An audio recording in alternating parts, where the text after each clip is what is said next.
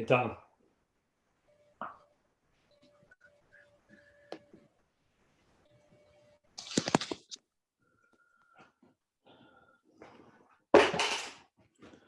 Gentlemen.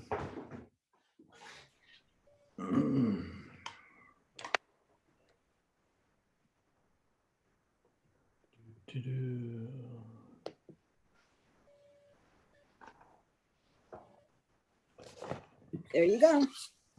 Hello, everyone. Turn that off. How's my? Kevin, how you doing? Good, and yourself? Doing real good. I was very happy to hear that all your surrounding and neighbors and club members were good. We were seeing really horrible things in Louisiana the other day. Yeah, we got pretty bad storms last week and got some more today and tomorrow. Here too. Tomorrow's not supposed to be nice either. When they said baseball size hail, I was like, okay, I'm out of here. Yeah. Everybody can open their mic. Feel free to chat.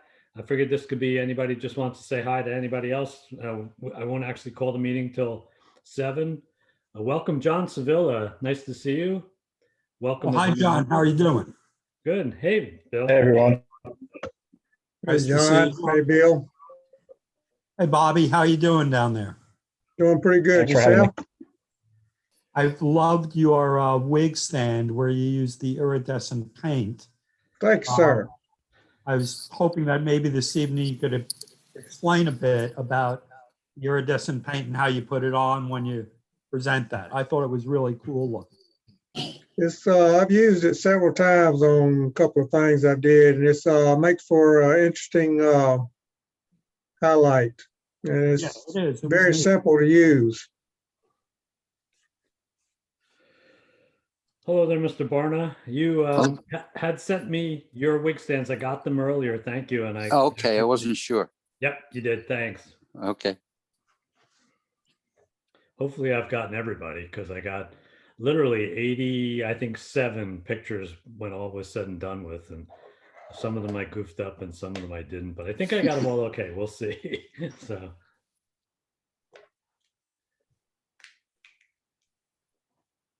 Hey, Kevin, for the bespoke pens, Yes. you kind of piqued my curiosity. Where do you go to buy nibs? There's 2 places. Turner's Warehouse is where most people buy them, and they sell both Jowo and they sell Box. And they're not cheap. They're roughly around $20 a piece. Oh, those are pretty good nibs then. Yeah, they're both fairly decent nibs for sure.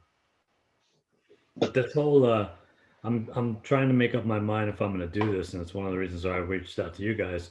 When I got down to how much it actually costs, not only for the cost of the dies, to do like a standard 13 mil triple start die, which is what a normal if you have a pen, the normal cap coming off, it's usually between 10 and 14. They're $269 a piece, and you need the tap, which is another $60, and the die so you're talking $300 for one set of threads. So I don't know if I'm going to do this or not yet. That doesn't include all the Better be making a lot of them. Yeah. Say it again, Tom. that didn't include the mandrels that they used either. Right. I watched Yep. a bunch of videos after your email, and fascinating. Yeah, it's pretty cool. I mean, and I've been doing them for a while without having to really build them by hand. And the Yeah. IAP, which is what I sent everybody, the conference that's going on next weekend, they're doing a group buy, and so far I may get lucky because the $249 die that I really wanted to buy is down to $90 already through the group buy. So I'm hoping it'll get down into the 60s, and that'll be a whole lot better off. But you need a lot of crap to do this, so I don't know whether it's going to be worth it or not. Can you put pocket clips like that on your pens? Yeah, so what you do is if you look at a pen typically this way, right? My Yeah. cheapo Sharpie. If you look at the clip, normally above the clip, there's always some amount of material.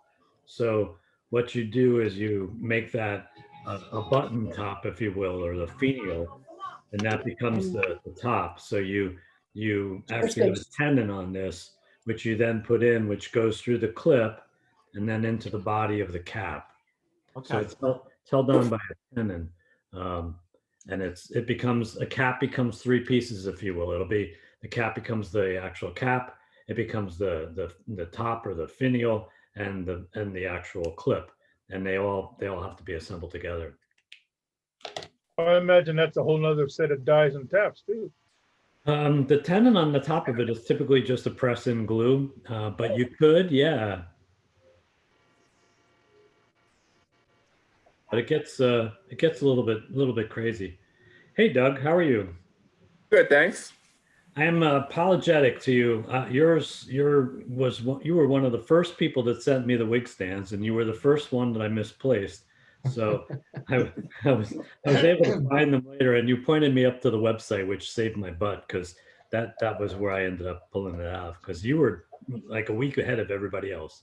So Well, actually, I did it actually as part of the presentation for the challenge. So there it is. I couldn't figure out because I didn't remember getting anything from you, and I don't remember putting it up on the web. But I'm finding once I passed my 57th, it was like, okay, this is every day's a new day. I can't even remember what the hell I had for breakfast. So So Kevin, these pens you're gonna try to make, what are they called, or do you have one there? So I don't have one here. They're all down in the shop. They call them a bespoke pen, and what a bespoke pen is a new millennial buzzword, if you will, for a handmade pen. Um, so most people, myself included, have used kit pens. So if you think of like a Majestic or a Baron or a Slimline, or you buy a kit from PSI or from anybody else, and you get a plastic bag with parts, and then you turn the barrel, and then you assemble the pen from all of that. A bespoke pen, the new buzzword, is that every component of the pen you make yourself. And the only thing that is not true to that is the actual nib, which is on a fountain pen, is the metal part that you actually touch to the paper. Those you buy, but every other piece, including the filler, the feed, the sections, the caps, people that are really true to heart to it, they cast their own from aluminite, or some people do it actually from aluminum or brass, and then build the rest of the pen around it. Actually, the term bespoke is a very common term in the UK. I used to work for a company in England that was trying to promote their products here, and they kept talking about bespoke diagnostics and bespoke pharmaceuticals. Right. And I said, hey, we don't know that word here in the US. Yeah. But I think that's actually, basically means custom. Right. Custom made. Yeah. I think that's actually, there's a brand name called Bespoke in the UK, because I was Googling bespoke pens because I never heard of it before. No. And it was actually like a brand called Bespoke that came up. That was a UK brand. Yeah. Very common word. Most of the really custom pen builders, surprisingly enough, are in London or in England. But bespoke, Tom, you're exactly right. The real definition is, a custom made or custom of some sort. So, but again, the certain generations are reinventing the English language, so we're okay. So, Well, it's a very appropriate use of the term, actually, for it what is. pens are. Yeah, I like it better than handmade. And I mean, you can call yourself a pen turner. I've been a pen turner for a long time. But when you think about it, the only thing you're really turning is the barrel. You're actually a pen assembler, if you think of it. Whereas, in a bespoke environment, you're truly creating, you're creating. We're going to be coming here, bringing some things here, I think. They're excited Hey, Bob, to show how up. are you tonight? If you have something that you want to show and tell that you didn't send any pictures for, we'll do the best we can with the camera that you've got, whatever that is. So anyway, I'm gonna stop talking because I don't know what else to say. I don't know who that was. Wasn't me. Mr. Amaran, how are you this evening? I'm good, Kevin. How are you? I'm good. And welcome to all of our friends of the New Jersey Woodturners. Thank you. Glad you could join us. My Hey, wife is Bob giving me, Shepard, how are you? I saw, who else did I see up here that I know from North Jersey? Patty, I saw Patty. And a few other people I'm trying through here. my wife is giving me a hard time because I got so many wig stands in our living room. Wait We till got you 31 see. now. Wait till you see. I literally took from start to finish this morning. We have 54 wig stands. Wow. All told between the North Jersey Turners and the South Jersey Turners. Lots of people made more than one. Some people like Mike Barna and also trying to think of who else made at least four. There've been all kinds of cool looks, and I'm really going to enjoy going through it tonight. It's really an example. I mean, top of the list. I mean, Bobby McCarley still. Bobby, I thought yours with the face and the painting was so cool. But we'll go through them. I don't want to surprise, blow the surprise here because some of them are really fantastic. Kevin, we need to give a big shout out to Lenny here, Leonard Stanlow, because he got probably a 10 or 12 from his buddies up at the Hudson Valley Club. Wow. Really, Well, and Lenny, I just got another 3 today. So Lenny's been circling the wagon with his friends up there. So boy, 3 clubs are. I'll be getting 3 to you probably Friday or Saturday, Bob. Oh yeah, okay, good. well, thank you, Lenny. I really appreciate it. And what I'm going to do, the hope is that we can put together an article. I've already talked to the AAW, and we're going to see if we can highlight the 3 clubs that participated in doing this. Bobby, I was going to also just quote in the Southern Bayou Turners too, just because. But I want to be able to sell this article to the AAW so that we can possibly get a pretty good half a page or a page out of the magazine. Yeah, that'd be great. We'll see. That'd be good. And we also got several more of our members of our club who jumped on the bandwagon. Got one guy, I think he said he's got 50 of them cut out in various stages of getting ready to turn and put together. That's cool. That's a lot of turning. I think he went on a job site at house construction and talked to one of the guys at the house. And they told him that any of the scrap wood laying around, he was welcome to it. So he just picked up a whole bunch of the construction site. That's cool. Very nice. So we have a bunch of people here, and it's coming up to 7. I'm going to start the meeting shortly. Let me see what else is here that I'd see. From the Atlantic Shore Woodturners, Norm is not going to join us tonight. He's feeling a little under the weather. There will be no safety tonight.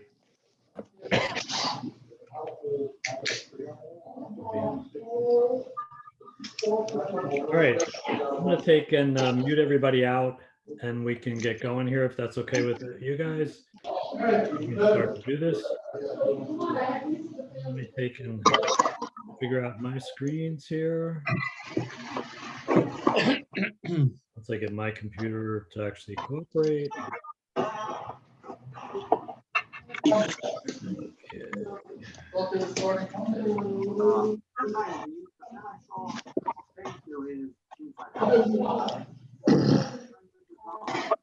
I am having a. Can I ask a question? Sure, absolutely. Is this another joint meeting with the Atlantic, whatever, Woodturners Club? I don't mean whatever. Yes, it is. Yep. Yes, it is. So did you guys once have a member named Buren Gilpin? Oh, we still do actually. Yeah. And Bjorn might actually be on tonight. Is he here? Not sure. Bjorn, if you're here. I used to work with Buren many years ago. Truly. Yeah. He's not on the membership list now. He's not here right now, but he is in fact a member. I communicate with Buren typically, multiple times a month. He's still pretty active in the club. he is living now in Florida, if I'm not mistaken. Oh, very cool. I gotta Yeah. find them. We worked together for many years. So keep your eye out, and he usually pops in. Typically, him and Ronnie, who was also in Florida a little later, but he's typically here. He said he was going to be here tonight. So let's see. All right, cool. That would be cool to see him after many Yeah. years. So I'm going to take and mute everybody else out. Hold on one second. I mute this and I can start this going. Let's see if I can actually pull it off again. I had it and now I lost it.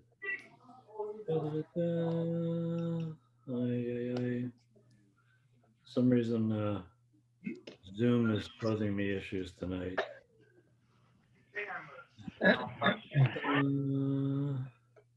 Okay. All righty. So if you can just nod your head if you can hear me, because I have everybody else muted. Okay, perfect. Welcome. I have my handy dandy gavel here. I'm going to take and put a picture on myself so I can actually see what I'm doing here, so that I can. I'm going to host myself. Da, da, da, da. Okay, we're going to gavel in the meeting. Welcome. And as I had said before, this is a joint meeting between the Atlantic Shore Woodturners and the New Jersey Woodturners, as we've all joined together to really be able to take and put together some really good contributions for the Princeton Breast Cancer Center. We've had amazing participation from everybody for our ability to be able to donate that. If you weren't here early on when I first put this on, I took and said that we have, in fact, got, I think, 54 total wig stands for everyone. So when we gonna turn the meeting over, we'll be able to do that on a giant show and tell. The work has been absolutely astounding. Some of the pieces are really amazing, and I know these pieces take a fairly considerable size piece of wood for some of these, especially if you do miniatures or small stuff. It is fairly significant, but I mean, like I said, I've got multiple contributions where there were 2, 3, 4, 5, or 6 stands that were done for the contribution. We are going to take and collect them, and how we're going to go about it is that Bob Amaran from the North Jersey Club and I are actually going to get together on Wednesday next week. We were supposed to do it this weekend, but I got pulled away, or rather Friday. So next Friday, or next Wednesday rather, the 21st. So anybody in the North Jersey Club, I'll let Bob talk a little bit more about that in a sec. But the North Jersey Club needs to get their wig stands to Bob absolutely no later than Wednesday of next week, because that's when we're going to pick them up. For the Atlantic Shore Woodturners, right now what we're shooting for, and I have to actually talk with one other person, we're going to try for Saturday, this coming Saturday, the 17th. Time is up in the air. Jesse, I don't know if you want to unmute yourself for just a sec. Jesse, would morning or afternoon work for you, and we can be able to pick these up? But 10 to 12 is probably better for me. So okay, it was for me too. Norm said that it would be better for him in the afternoon, but I think that if we do the morning, it would be better. So Atlantic Shore Woodturners, we're going to take in anybody that can get their wig stands from 10 to 12 Saturday morning. We'll have coffee and donuts at the church. So we'll actually pick up any of the wig stands that you want to be able to deliver off to us Saturday morning. If for some reason you can't get there on Saturday, please drop me or Norm a line, and then we can figure out, how to be able to pick up the stragglers if we need to. But this Saturday morning at 10 o'clock. Chris, okay, you have to work Saturday. Is it possible, Chris, that you might be able to get it to either Norm or me or somebody beforehand, and we can just aggregate them up?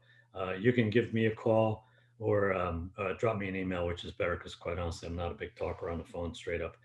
Drop me an email. We can figure something out, and we can put that together. But for most everybody, we'll collect between 10 and 12 Saturday morning at our meeting center in Howell. Bob, do you want to say anything more about that for the North Jersey Turners? Let me take and get me out of the spotlight.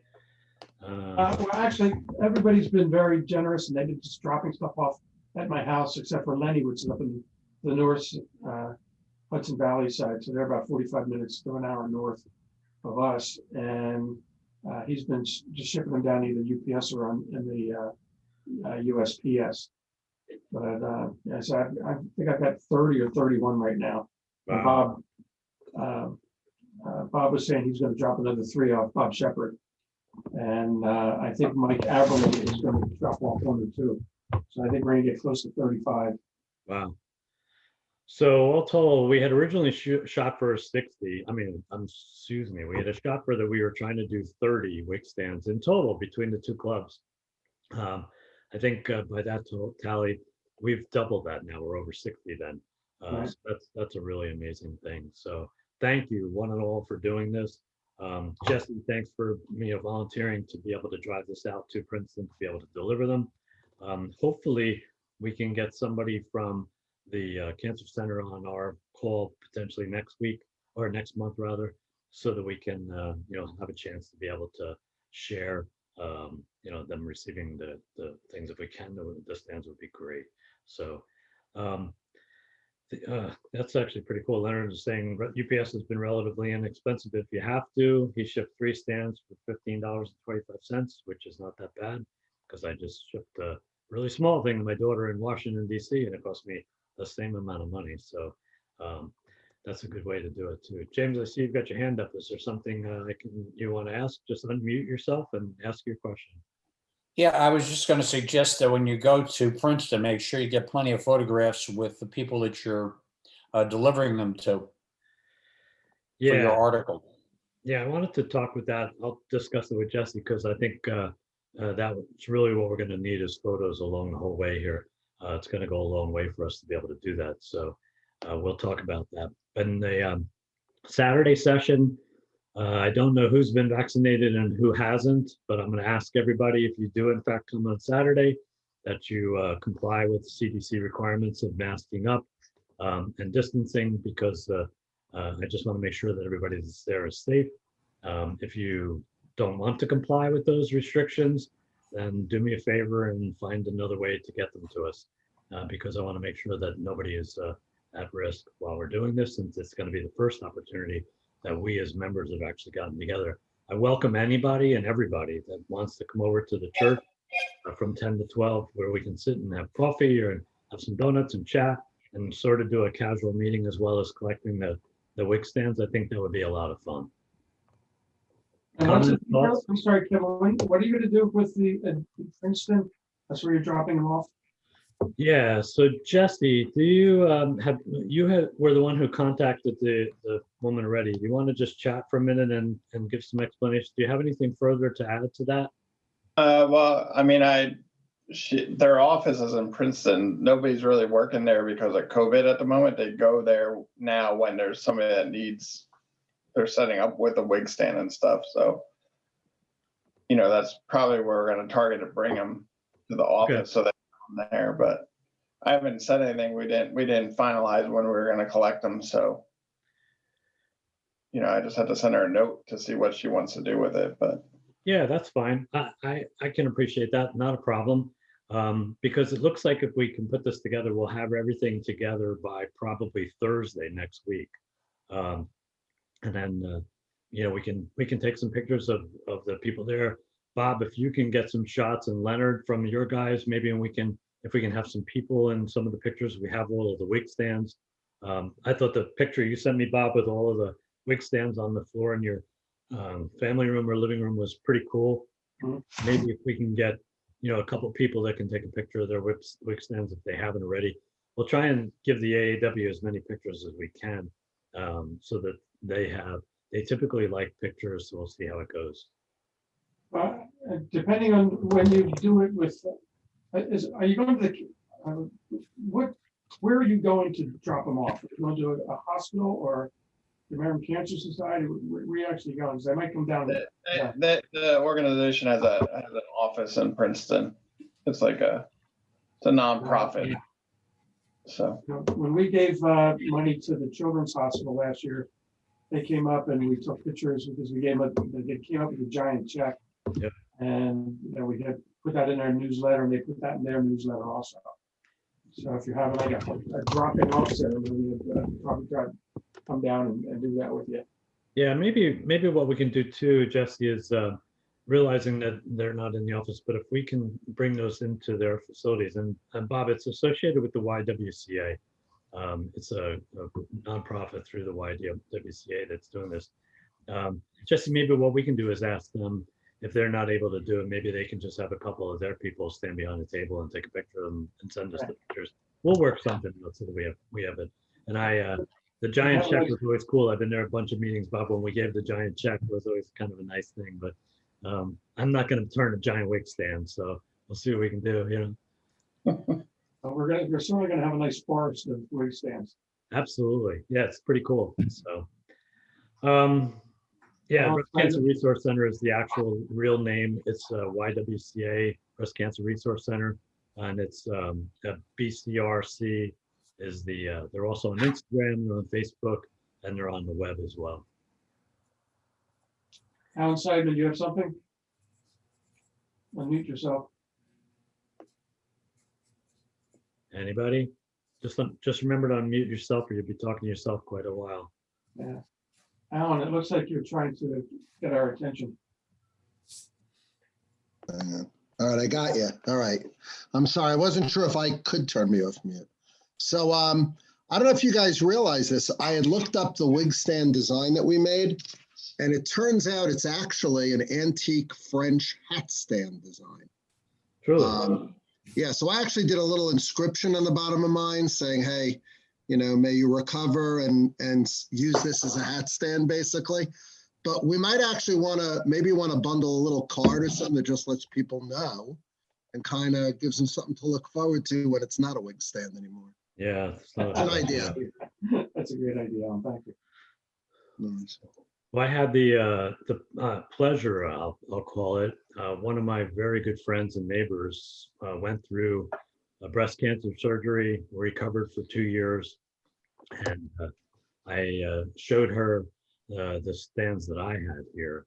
And I have to tell you, short of crying, she had pretty amazing reaction to it, because as she told me, the most traumatic thing in not only the process of finding out that you have cancer, but and all of the associated goodies. But the most traumatic thing to her was, in fact, the loss of her hair, and that her whole entire family had pitched in to buy her the wig and the care products in order to be able to, you know, kind of deal with the loss of her hair and things that were associated with it. She was ecstatic when she saw what we were doing and said that it was really pretty amazing. So one person's opinion that I've gotten, you know, face to face, I can't imagine how well this is going to be received, and I'm just thrilled that we can be a part of this. Hey, Kevin, this is Bobby. Yeah. Is there an address where I could mail my wig stands? I'd like to mail them to you. Hopefully y'all could get them in time to distribute, but is there an address I could send them to? Sure. I can actually give you my address. Wouldn't be a problem. If anybody wants to send them to me, I don't have an issue. You can see my name up in my picture, Kevin Seiler, Seiler. I'll put it in the chat window. My address, it's 37 East Colony Road. I'll put it up there so that everyone can see it. Appreciate it. Yeah, if you want to send them to me, that's fine. The other opportunity, if you wanted to, is you know, if you're for your guys down there, Bobby, I don't have the slightest problem. If you have someplace local to you that you think could want them and use them, we'll just continue it out. And I don't see where it has to all necessarily be going to Princeton. I think it's a great opportunity. But if you felt there was someplace down close to you that would be willing or interested in receiving them, then keep them local. Well, the two that I made, I'll go ahead and send to you, and I plan on making some more for the guy in our club that's heading up the challenge for our club. I think he has somebody in mind, or an oncology clinic that he's working with, but I'll plan on making some more to contribute, you know, to them. Okay. And as you can probably tell, I'm typing very slowly. It's into the chat window is my address. It's there right now. I appreciate it. Yeah. So anybody that wants to, if you can just do me a favor, if you're in fact going to send me something, just give me a heads up that something's coming my way.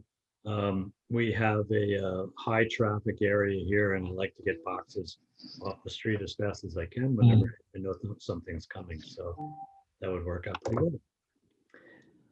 Okay, I'm going to open the meeting for both clubs if you'd like. The ideas and thoughts behind this came to us, and I'm curious, thoughts and questions or comments or possibilities for something going forward in the future. We've done the Beads of Courage for quite a while now. We've done the pen turning for vets in the South Jersey Club for a while. Is there anything else, or is there something that anyone in the club can think of that might be something we can use as another charity event moving forward? I'll open the discussion. Don't forget to unmute yourself and see if there's some thoughts or comments. I'd be more than willing to hear.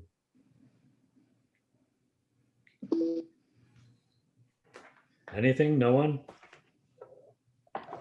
How about for some of the kids that need toys? How about like the cup and ball toy?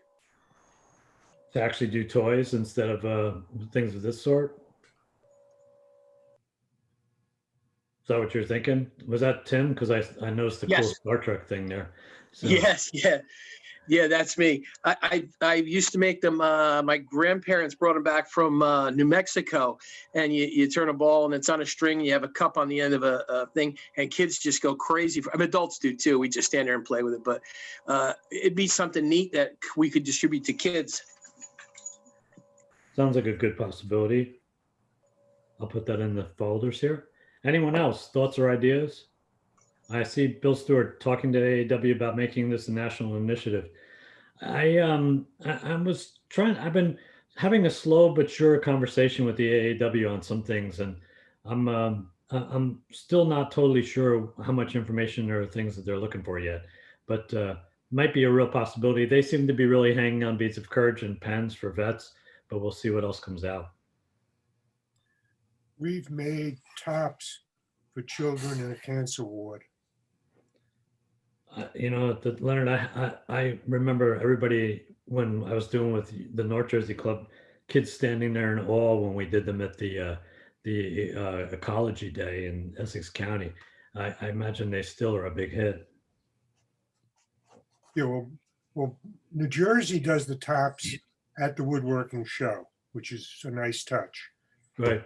One of our members started making tops and asked for the club to participate, which we did before COVID, to make a batch of tops that he distributes to the cancer ward at Sloan Kettering, the pediatric cancer ward at Sloan Kettering.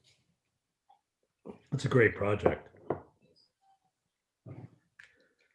I'll put that one into the list. Anybody else? Thoughts or ideas? Okay. So if you come up with something and you find it to be interesting and it's something that you want to do or feel that it's a worthwhile charity that you want to be engaged in, just drop me a note. North Jersey Club, if you drop Bob a note, Bob and I email and chat fairly frequently.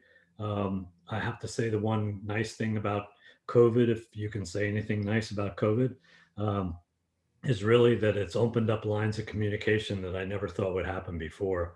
Not only between clubs, I mean, Bobby McCarley, as an example, coming to us, from Louisiana. Who would have ever thought, a year ago that we would have members outside of the Ocean County area for the South Jersey Club? And here we have, a number of people. I have people in Florida, we have people in Pennsylvania, Bobby in Louisiana. We've really been able to open up communication and sharing like never before. The virtual seminars are another thing that have proven to be really interesting, where we've been able to have the pro demonstrators in both clubs. I mean, the last guy was from Montana. I mean, who the heck would have normally went to Montana to go watch, the demonstrators? And we're getting an amazing ability to see these things locally. So it's turned out to be a pretty good idea. Doug, Minnesota has made over 1,000 wig stands. Truly, tell us a little. I'm not sure that I know much more. When I was looking into putting together the challenge, I went out and found a number of videos and things, and one of the videos was from a club in Minnesota that it's their annual. It's like we've done Beads of Courage year after year. They do wig stands year after year, and in all total, it's been over 1,000 wig stands that they've made and donated. Wow. That's amazing. Okay. So, anybody else have anything else other? I'm going to close up the wig stand conversation for just a second. Anybody other comments or thoughts? I'll give it just a second to realize you're unmuted. Okay. Next up here, and North Jersey guys, I don't know if you want to join in the conversation or not. It's totally up to you. There's been a lot of back and forth in the AAW. I get an executive briefing pretty much daily from people around the country, and it's principally board members and trustees of different chapters around the country. There's been quite a bit of discussion as to, when do we open back up again? When do we go back in regular meetings, and what do we do in the meantime? The parking lot conversation that we're going to have on Saturday, for instance, the ability to do that. Bill Stewart having the first group chat a week or two ago of being able to invite members to be able to talk about things is another opportunity. I am not sure what we're going to do here and what's going to happen. I'm kind of looking at a lead from the state of New Jersey. I was just talking to somebody today, and they tell me that New Jersey state court systems and some of the other things are not planning to open until October. So I don't know where we stand, but I was curious if anybody feels that we should be meeting prior to August. Is August a stake in the ground possibility? Opening up the conversation for anybody that wants to chat, just unmute yourself. But what are we thinking about for the potential to be able to have an in-person meeting again? Does August or later work for you all, or would you rather see something else or discuss something else? Anyone? Feel free to- I can jump in on that. We had a board meeting last night, and we're going to do another survey, and this topic came up.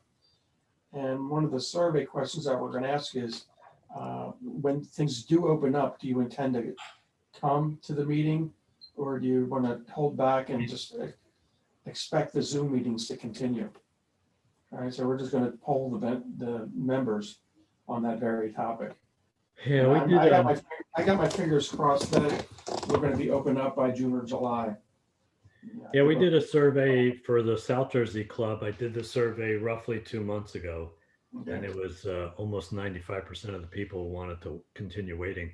I think what we'll do is I'll publish another survey and do that as well. Any other thoughts or comments? Because I'm trying to open this up as much as I can. Hello, Sal. I didn't see you there. Welcome. All right, how you doing? Oh, I'm here. I snuck in. That's all good. I'm glad to see that you're here tonight. Yeah. Any other thoughts or comments on the meeting? I have a comment. One of my other clubs, we're not, what we're planning to do is do outdoor meetings. So we temporarily changed our meeting day to Saturdays, and we're gonna have like outside get-togethers at, a member's house, and we have the church, but maybe we could figure out a afternoon get together just to see people in person. It doesn't necessarily have to be a structured meeting with like an agenda, but maybe we could just get together outside and see people. That would be nice. Well, that was sort of why we were putting together for this Saturday to be able to collect the wig stands, because I'm hoping that that will be a sort of a round, although we're not going to be, really having a great meeting, but for an hour or two, if you wanted to show up for half an hour, 45 minutes and chat. But I think that idea is a good one, Jody. We just need to figure out how to do it and where. Unfortunately, Norm has been talking to the church, to Pastor Jim. I'm not sure what the church feeling are, but last time he did talk to them, we pretty much had an open invite to use whatever we wanted to, but want to verify that again before I volunteer it. So I was just going to comment that one of the issues is, have you been vaccinated? I mean, some people may not choose to be vaccinated, but those who have will probably feel a little bit more comfortable coming to a meeting, knowing that they have at least protected themselves. And the other thing is, I think the church is large enough that we could still socially distance, for a while, even under those circumstances. And that would be an easy thing to do. Yeah. Yeah, I agree with both comments. The issue that I have family who works in this space pretty heavily with disease control. Um, they're very concerned about the South African variant, which seems to be immune to a lot of the vaccines that the United States is currently using, which may kind of throw the ball up in the air again. But right now, I agree, James, that there is, myself included. I mean, I've got both vaccines. I actually started, actually going. I went to a hobby store the other day, which was utterly amazing. First time I had been in over a year. So I'm starting to move around, and I think there is some other capabilities. The church had, in fact, told us that they're social distancing, and they have the capability to do it. But again, it's more a matter of personal choice and where you want to be. I do know that some people have health issues that they want to be careful of, and myself included, and I fully appreciate that with anybody. But we'll put a survey together to the South Jersey Club, like the North Jersey Club is doing. If everybody would participate and tell me your thoughts, I'd be happy to do that because I want to try and make this a group decision. Anybody else? Yeah, I'll just throw one thing out there. Just so everybody recognizes how real this still is. I had a very good friend who got COVID 5 weeks ago and passed away early this week. So it's still scary stuff. Sorry for your loss. That's terrible. Yeah, very sad. Young guy in his 50s. Crazy. Yeah. Sorry to hear that. Yeah. Yeah, it's pretty crazy. My mom is in an adult care, but not care facility that houses 185 people, and 40 of them died. So this is real. Unbelievable. I know someone who had a double lung transplant from COVID. Wow. Double lung transplant. Holy crap. Yeah. Well, that seems to be the big between lung damage and heart damage. That seems to be the lingering problems that people are dealing with. So, okay, so I will send out a survey then, and we can talk through. I would be more than happy to entertain everybody's opinions, and then we'll figure out what to do. But I think the goal is to try and do something, whether we continue with Bill's chats. 10 people attended the last one. Bill, do you want to talk about that a little bit? Sorry to catch you off guard, Bill. Sure. No problem at all. Yeah, we did have about a dozen people or so that attended the last one. The topic that we talked about last time was holding methods, attaching things to the lathe. I broadcasted from my shop, and I was able to pick up stuff and show things, and others were doing the same. We're going to do another one, and this time at the request of George Forbes, we're going to do sharpening. And Chris Lawrence, our club, has offered to put a camera or two down in his shop and broadcast from there, much like I was doing, and share different sharpening apparatus and talk about what grit CBN wheel you want to buy, what lubricants do you use on wheels and stuff like that. So I'd like to schedule that meeting for the 20th, which is, April 21st, which is a week from today. Normally I would put it another week later, kind of in the middle of the month, but I have a schedule conflict with that. I can't do the following week. So what I was going to do is put out a note to all the Atlantic Shore people tomorrow, announcing it and asking to submit some discussion questions to me, which I'll compile and get that out to everybody in advance of the discussion. So it went well the first time, I thought, and hopefully the next one will also be good. Can I just chime in my 2 cents?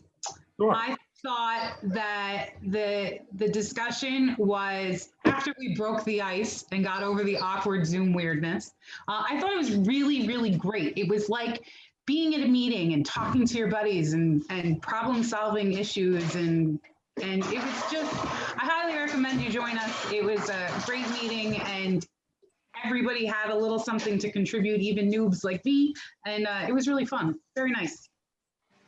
Thank you very much, Jody. Cool.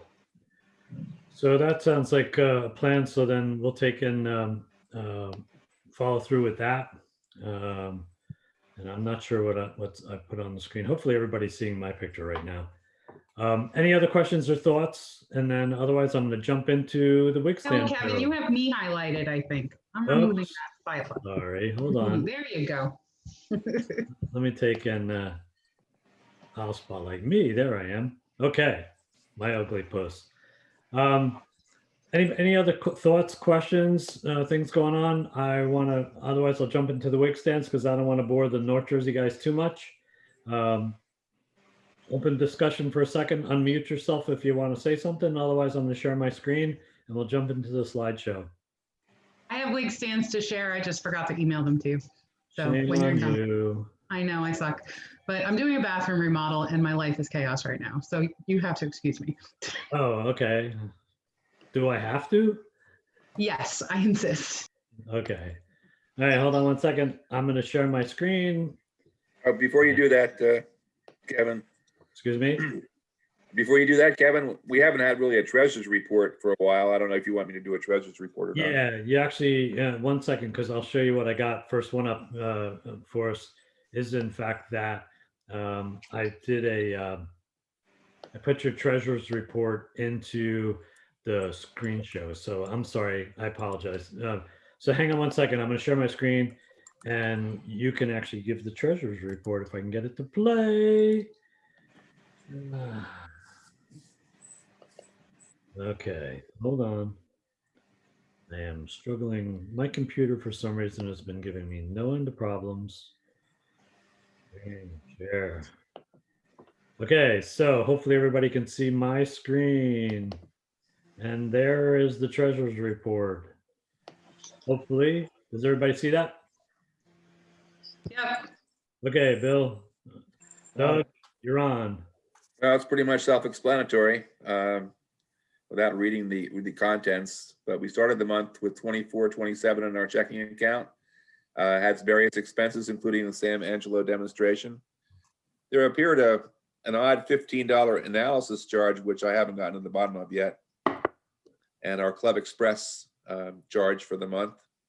For total expenses of $316.20, we had income one dues payment of $35 for an ending balance of $21.45.87. Super. And just so that everybody is aware of, because I continue to try and save some money here.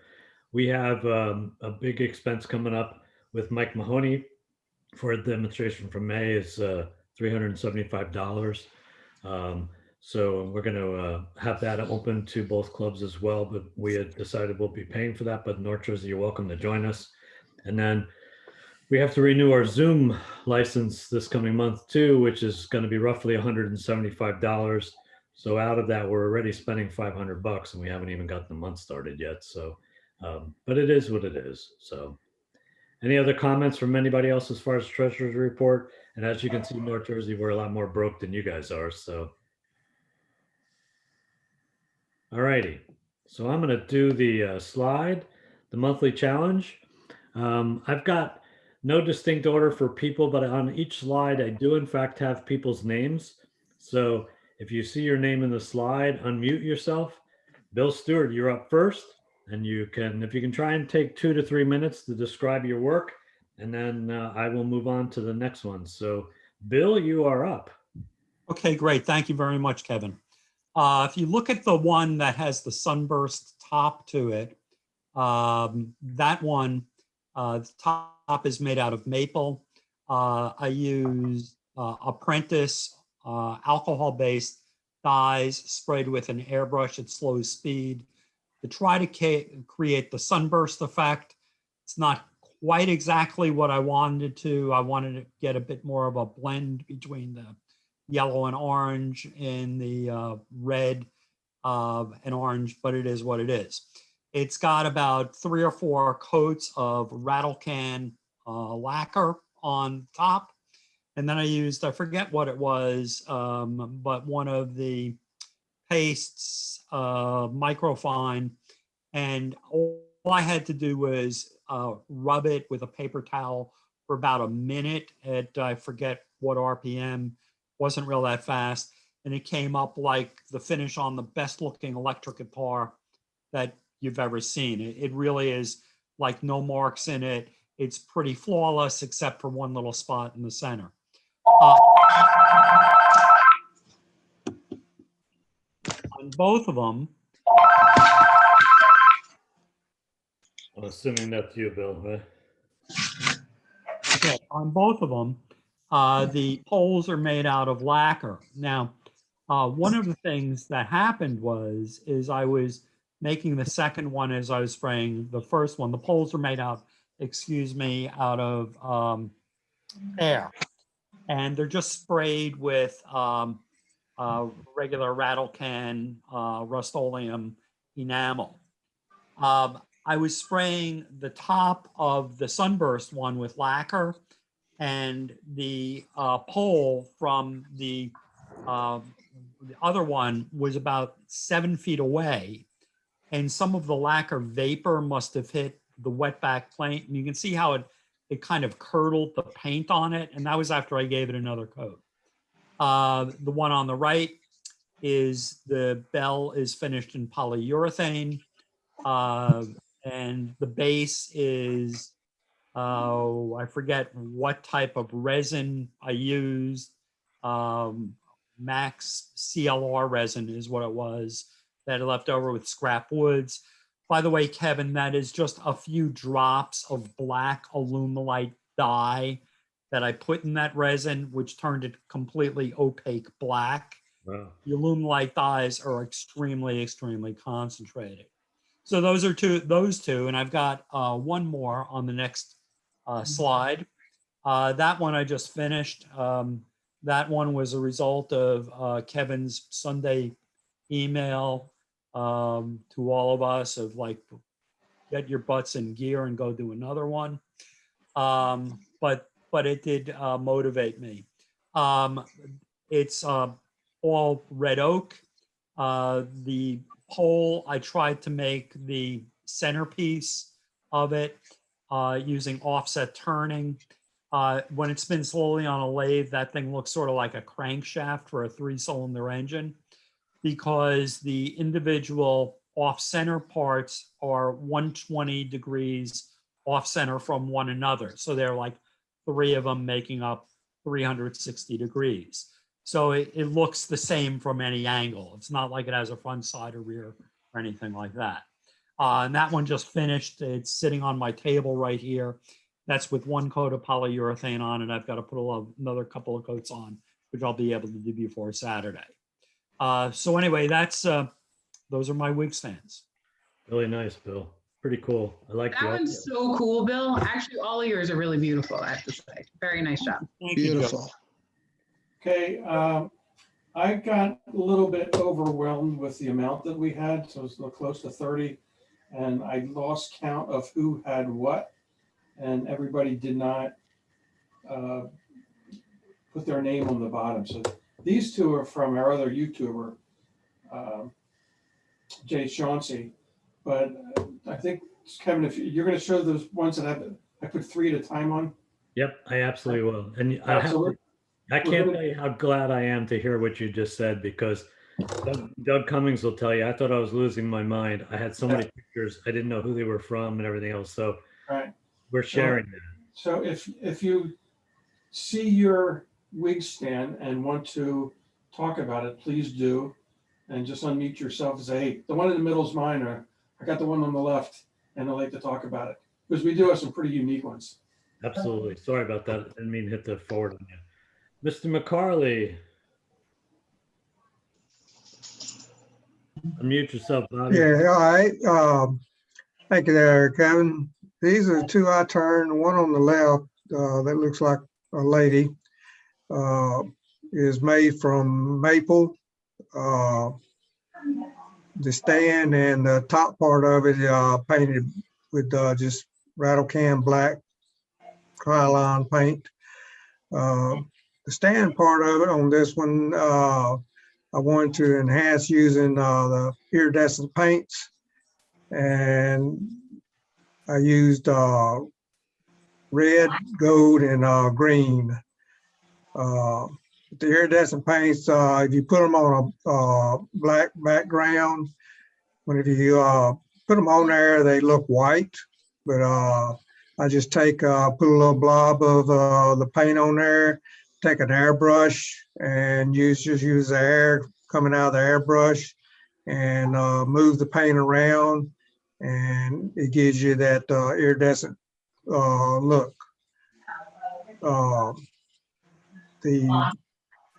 I kind of wanted to give an image of maybe a lady with a very fine evening gown on, so I painted a face on the very top of the stand part of it, and then where the wig goes is just black paint. The base of it, I really didn't put any kind of finish on it. I just took, after I turned it, just took the base and burnished it with using the shavings from the maple and just rubbed it until it got a sheen to it. And other than that, neither one of them really have any kind of finish on them. It's just, I take the shavings and I'll burnish it. The other stand is made with holly that I've been having laying around for quite a while. It got beetles in it, so it had a few beetle holes in it, and I just took and mixed up some 5-minute epoxy, put some blue coloring in it to give it a blue look, and filled in all the beetle holes. Both of them I used dimensions that I downloaded from the Atlantic Shore website. These are a lot of fun to make. Well, they came really nice, Bobby. They're really beautiful. And those iridescent paints, you can get them just anywhere. I ordered some off of Amazon. You got Michael's or Hobby Lobby close to you. They sell iridescent paints, and there's all different kind of brands, and they all pretty much work the same. I gotta tell you, that little lady makes me smile every time I see her. Yeah, She's that's great. I awesome. love that one. Thank you, ma'am. Yeah, it's a good one. Very nice, Bobby. All righty, Bobby. Thank you. And here we go. Chris. All right, so the two on the right, they're made out of just a spalted maple, finished with a couple coats of polyurethane. The one on the left, that was a real project. It looks like it. So I turned it, then I went back and carved it, and then I went back and airbrushed it. I finished it with a new finish that I've been playing around with. I just got, it's Target Coatings EM 6000 production spray lacquer. It's water based, so it doesn't have any of the bad smell of a regular lacquer. It's pretty amazing, Chris. If you want to see how I made it, on my YouTube channel, I have a 3-part series on all the steps that I took. That's quite the piece. Very nice. That might be best in show. I love that. Yeah. Any other questions for Chris? Okay. Off we go. I'm not sure who this is. This goes It's back mine. in the Bob. Mine, Kevin. Ah, there it is. Okay. Go ahead. Bob. This is cherry. This is actually was a tree that I harvested from a neighbor's cherry tree that came down. Originally harvested for bowl blanks, but then it checked so badly that I couldn't do anything. But I did have enough wood, or did solid wood, that I was able to use it for the stand. That's really nice. And may I ask everybody that's in the room, if you can mute yourself if you're not talking, I would appreciate it. That way it doesn't interfere with the person that's speaking. Go ahead, Doug. I mean, that's pretty much it. It's I've got 2 more in there somewhere as well, too. I don't know if they're. Yeah, hold on 1 second. Let's see if they're up next. I'm not sure. Yes, there they are. Yeah, so all 3. The one on the left is a lamination of maple and purple heart. The one in the middle is segmented turning with maple and sapali. And again, the one on the right is cherry. They're really pretty. All of them are finished with rattle can lacquer.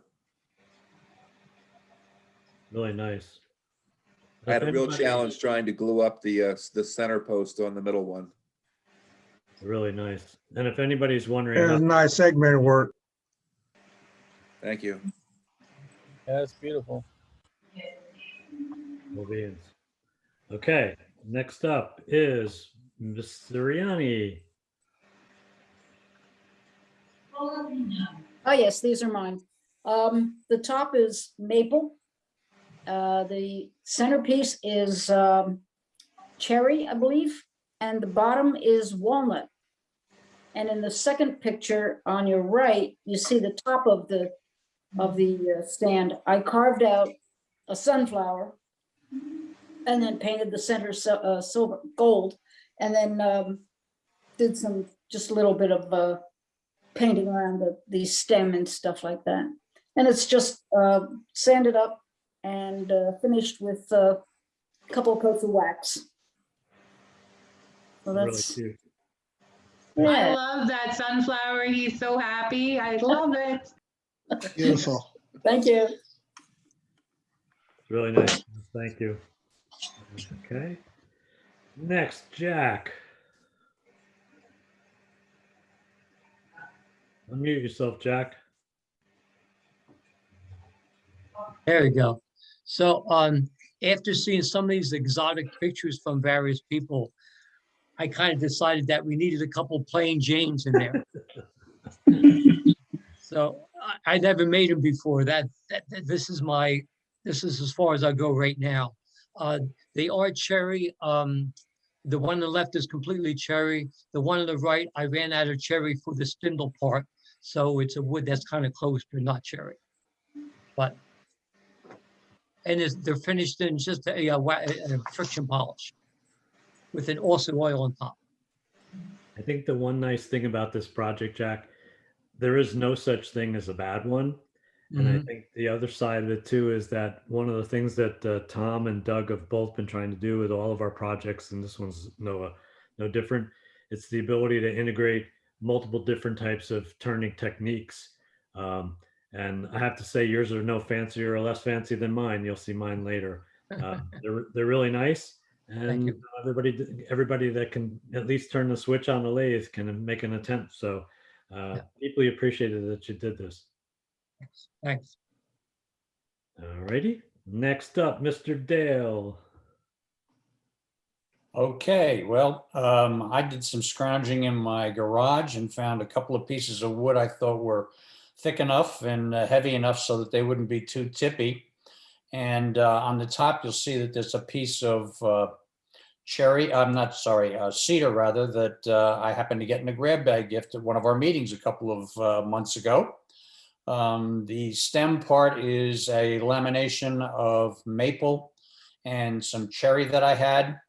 And the bottom piece, I believe, is chestnut. My son had some wood that he got from a barn teardown, and that's the closest thing I can describe it as. So put some grooves in it. I thought the idea of making the tray at the bottom was a very useful one. I saw that in one of the videos that we looked at.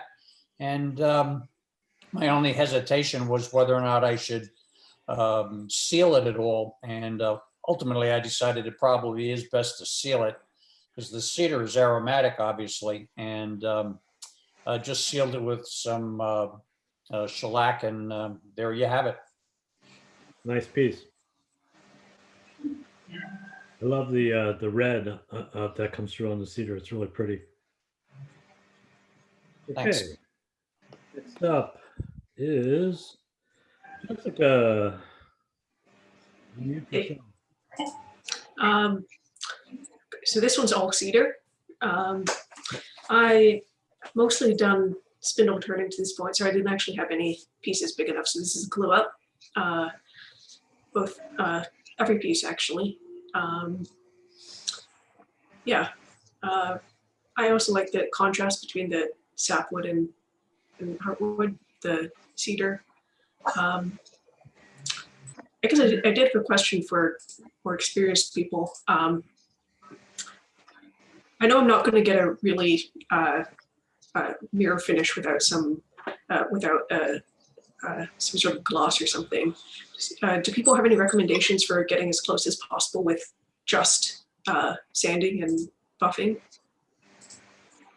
So I'll give you one, and it's exactly what Bobby McCarley said earlier. Take every bit of your shavings that you get off of your turning, get a big handful of them, and just turn up the speed on your lathe and put the shavings against your piece and just keep going until it gets shiny, because it will. It's an unbelievable finish. You wouldn't believe how gorgeous it is to just burnish, and so simple and so free. Free is always good. Burnish I'll is show you awesome. an example of that. My pieces are both burnished. They're not finished at all. They're burnished. Mine are coming down towards the end. So How do you hold the shavings up against the piece? With your hands? Yep. You just grab a handful of them. I put a glove on. Yeah. And just grab a handful of them and just hold it up against the turning. I use a paper towel usually and just cup it all in my hand and go for it. Wow, impressive. Yeah, Gotta try it. Does the type of wood affect? I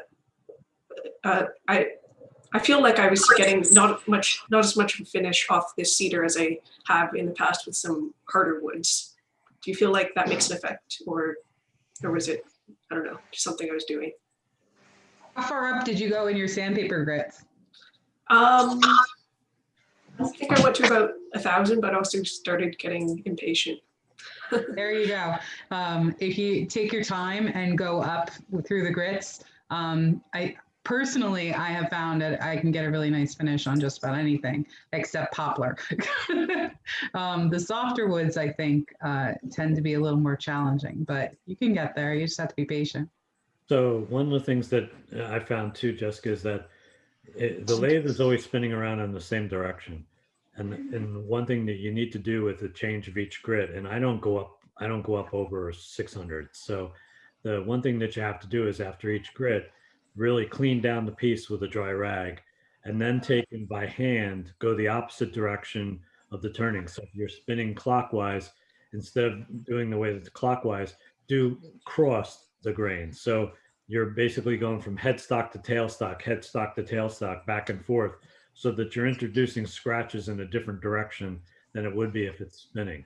And then once you've done that, clean it again, go up to the next grade, sand for the next grade, stop the lathe, then go headstock to tailstock again, clean it, and continue up the grades.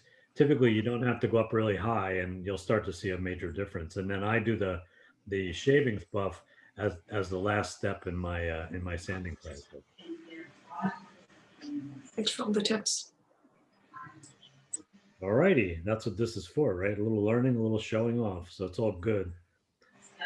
Next one up is me. Look at that. Here we go. How about that? So talking right there for buffing, both of these are buffed with scraps. Literally, the right-hand side is cherry. I laminated up. I had 3/4 board stock. So I laminated up everything, including the centerpiece, and made the blocks out of that, and then took and turned it up. And like I said, I do to 600 paper.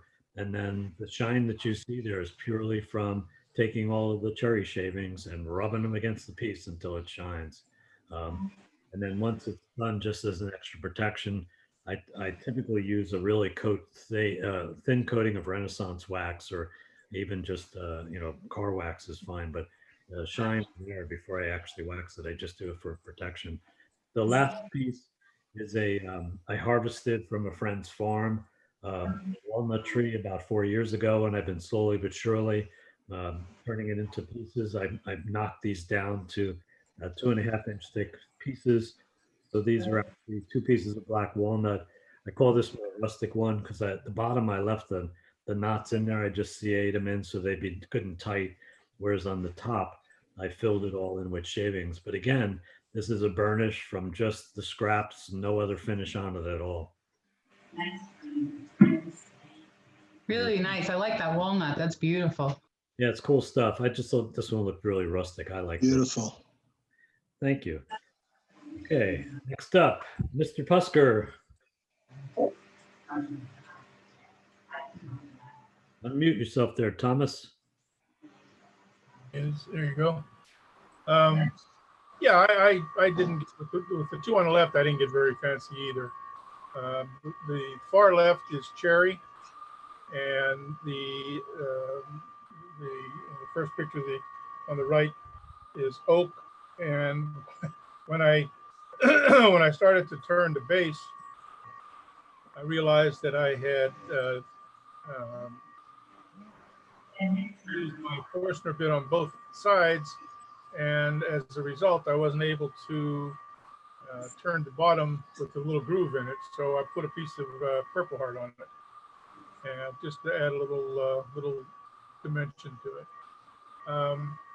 I also use the burnishing technique with my shavings, but on these guys, I also put a coat of Axe refinishing wax or paste, whatever it's called, and the wax as well.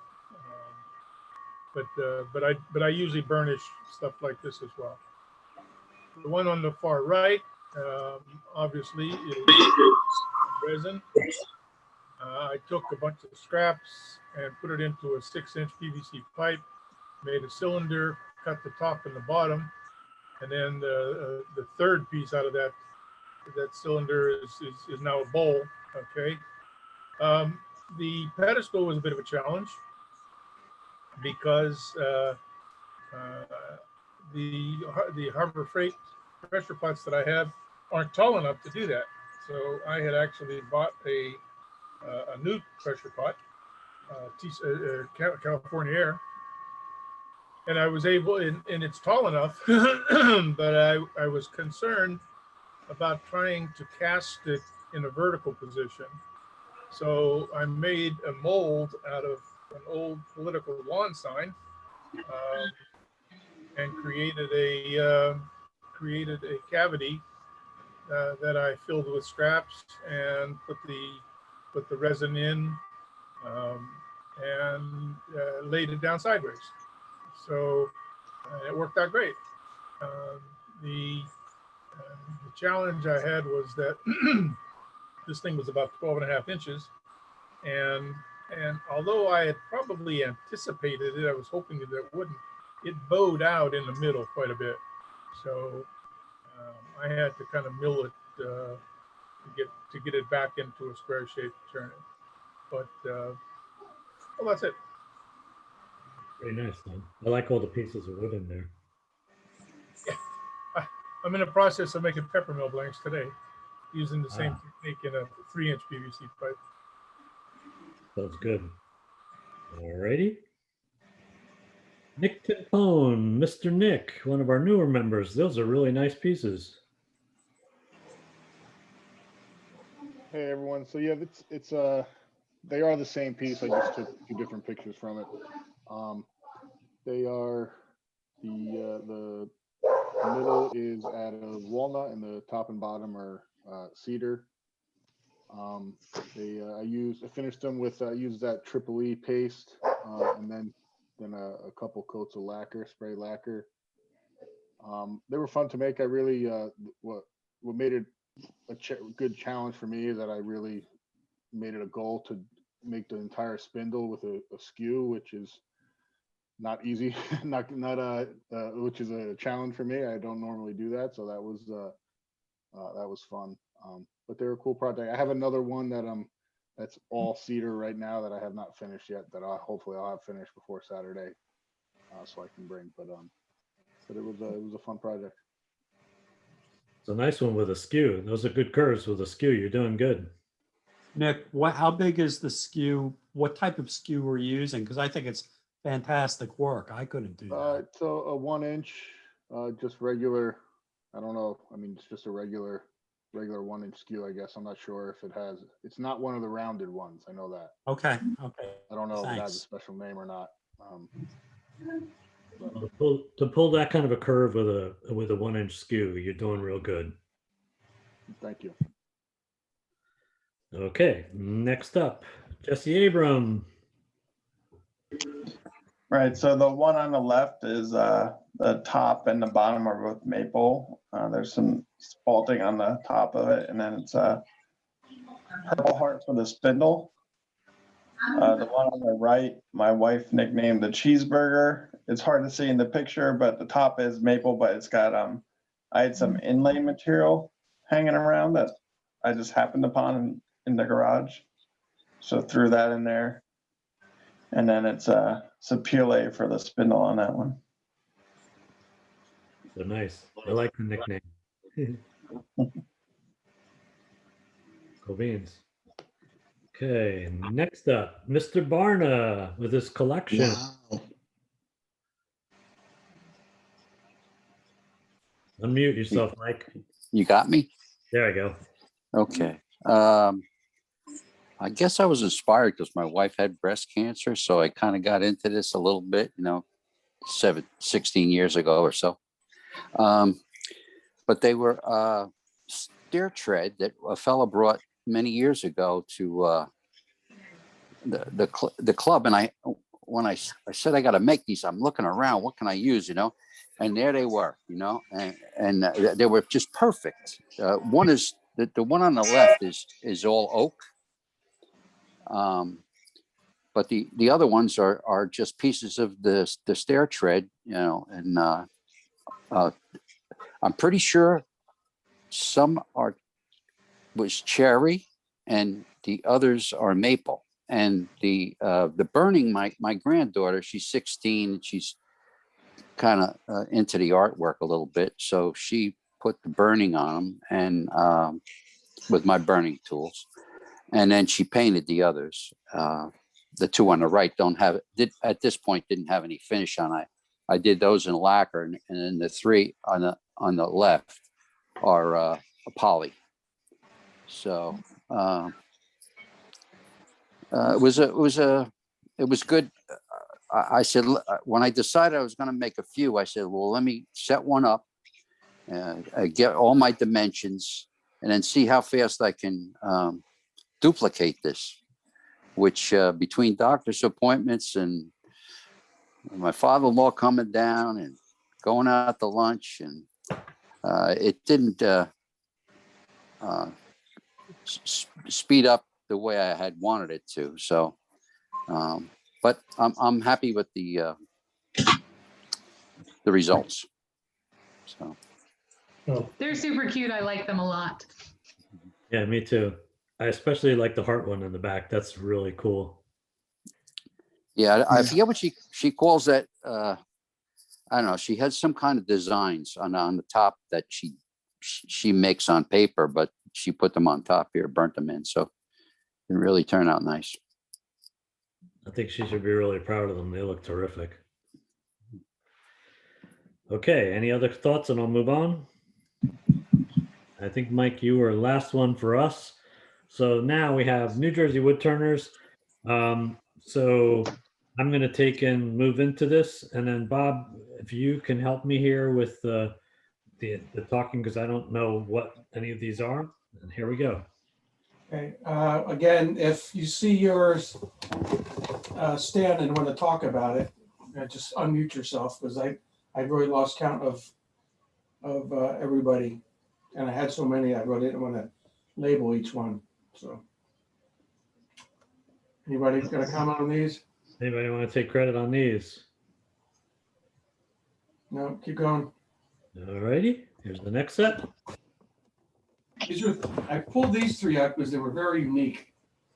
Right, so we got like a Celtic knot on one, we got a twist on one, and then Anthony Korzak did this one on the right, which looks like a lamp, but he was thinking outside the box. Anthony, I know you're in the meeting. If you want to talk about that, that'd be great.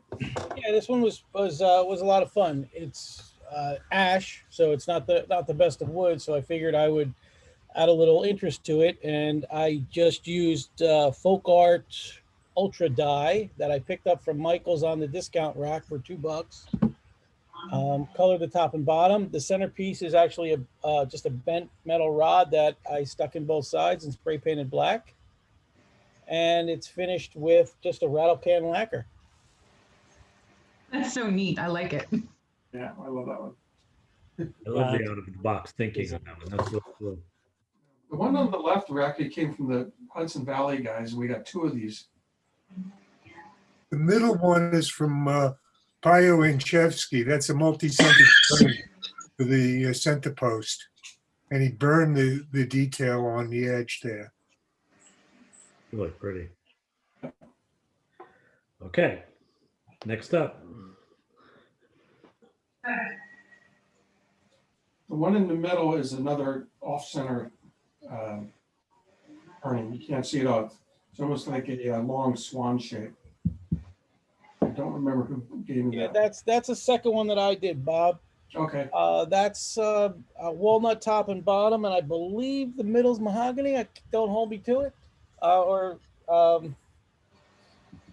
hold me to it. But like you said, the center is offset. It's a little swan neck, and I finished that in again another rattle can lacquer.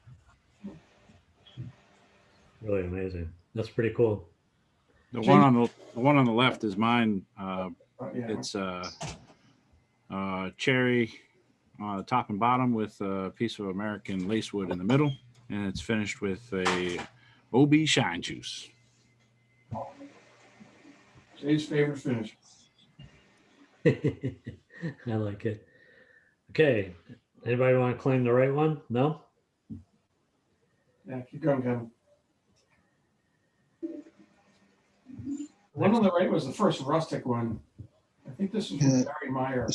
So the one on the left, I believe, is mine. This is Alan. It's walnut on the top and the bottom. The bottom piece was actually quite a wreck. There were a lot of branches coming out of it, which actually made the wood beautiful. I'm new to wood turning. I'm doing it about 6 months. So one of the things I've learned is the uglier the wood looks on the outside, the better it's going to look on the inside, it seems. And the middle piece is actually just a piece of firewood off a firewood pile. It happened to be really just nicely patterned. I don't even know what it is. If anybody has an idea, tell me. It's definitely wood. Yeah. That much I think is correct. Nice job, Alan. Thank you. Okay, next up. The one in the middle is Jay's again. Yep, that one's that's a what the heck was that? East Indian rosewood, top to bottom. Wow. And again, finished in OB shine juice. This was a lot of fun, and I got a lot of practice on my spindle turning here. I think it turned out really nice. It's also a very tall one for anybody who has a long hair wig. But yeah. You win the prize for the tallest one, Jay. Thanks. The left is my third and last. Is Anthony again. This one's cherry top to bottom. I just wanted to make a real thin spindle going up and down with a couple of little accents. And again, this one's finished with the rattle can lacquer. I really like the way you did that pedestal. It's a very attractive shape. Somebody want to claim the one on the right? Anyone? No? Keep moving. Okay, moving on.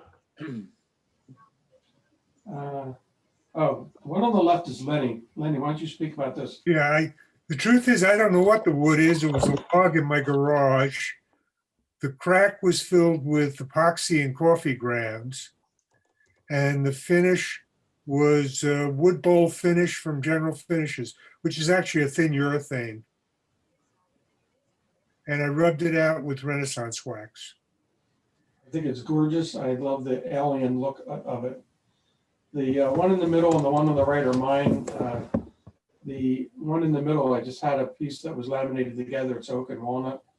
And that was my first one. And then on the spalted maple on the right, these came out of my kindling pile that I keep in my basement. So that came out nice just because of the spalted maple version of it.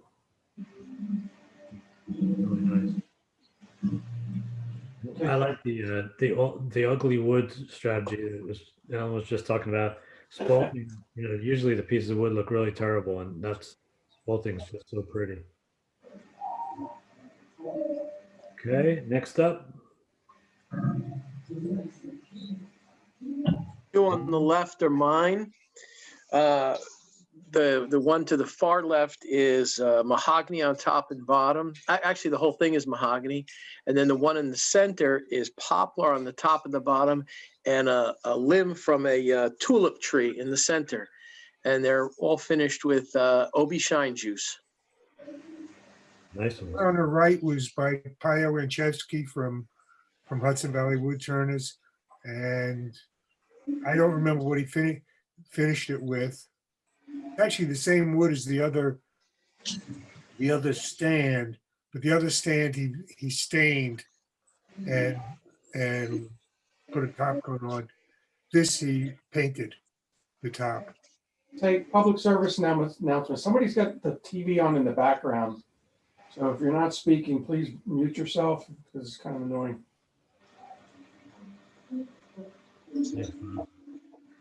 Yeah, I like to paint the top. I think that's really cool. I like the look of it. Yeah, it's a metallic look. It's gorgeous. Yeah, it really. I'm looking to see what that looks like in person because I really like it. And I believe Incredible talent. He's only been turning for a couple of years. He's also a YouTuber. Look for Pajo's Garage, Pajo. Okay. I have to check it out. Sorry, I didn't mean to jump on that one, Leonard. Okay, next up. One on the left is mine. It's a white oak glue up. And again, the finish was the general finish is wood bowl finish. And then I rubbed it out in Renaissance wax. It's really nice. Any of the others? Anybody? The one in the middle is mine. It's all walnut and it's just finished with a paste wax. It's a nice one, Patty. I like the finish on that. What is that wood? Is that It's walnut. really nice? Thank you. Okay, right one? Anybody? Nope. Again, if you're not speaking, if you could mute yourself out, I'd really appreciate it. Okay, and then this is the gang shot that Bob sent me originally. I think there's more in here than we are actually showing, but it's a good indication of how much stuff we actually collected up here. Pretty cool. That makes me so happy. And these women at the office in Princeton, I don't think they know what they're getting. And these are all so beautiful. They're going to really go nuts. Yeah, I totally agree. I'm going to take and get rid of the screen share for a second here. I'm going to take and do that. I thought this would take a lot longer to do than it did, and we're at 8:15, and that's all the slides that I had. Can I share my screen and show you mine? Absolutely. Hang on. You have to share your screen yourself. I'm working on it. Give me a second. I don't push buttons that fast. Let me unmute. Let me remove my spotlight. Where's the remote? There you go, Jody.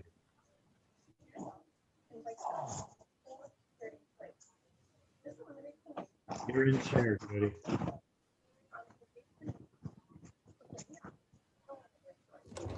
Jody, if you're there, you're muted. Sorry, I had mute issues. All right, here I am. Okay, so for this project, I have a ton of ideas, but I didn't actually have a ton of time. So my dad and I collaborated. So I did a couple of the pieces, and he did a couple of the pieces, and together we made 2 wig stands. So you see, these are the spindles that I did. The one on the left is cedar, and the one on the right is mystery wood from the shop.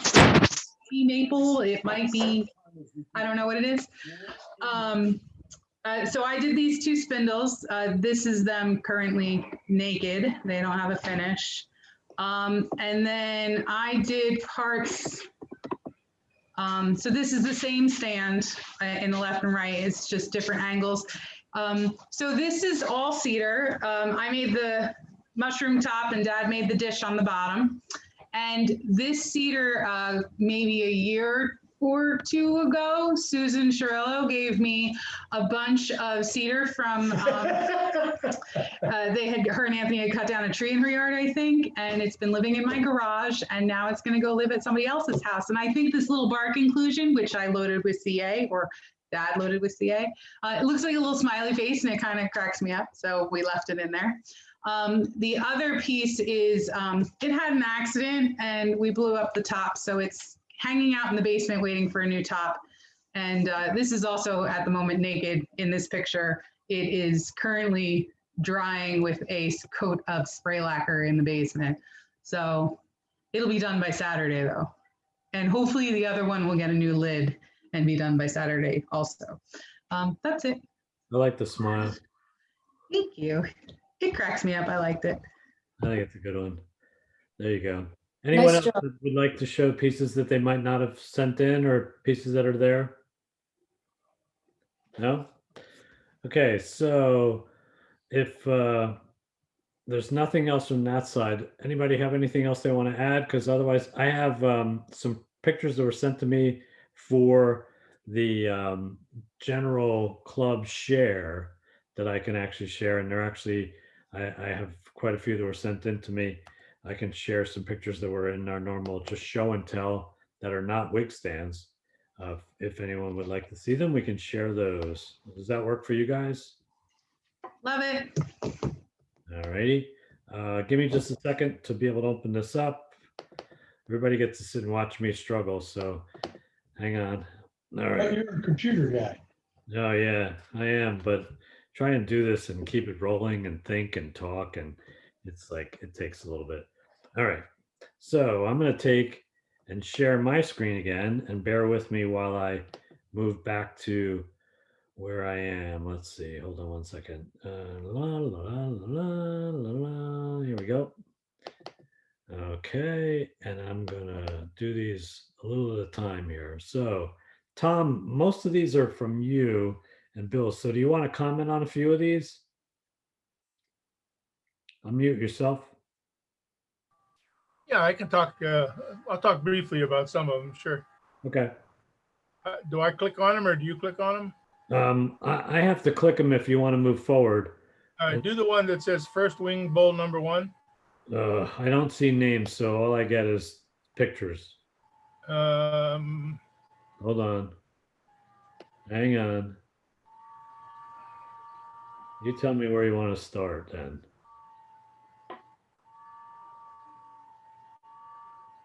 Second row, second picture. That's your wig stand.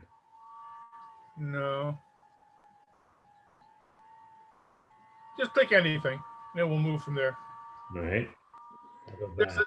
There's a sequence that makes a little sense, but Sorry, I'm not big on sequences tonight. I got a whole collection of pictures. yeah, just pick anyone. Okay, here we go. That one works. I think your screen share is stuck. My screen share- Hold on. I'm gonna stop share for just a second. And let's try again. Maybe I went too fast with the pictures.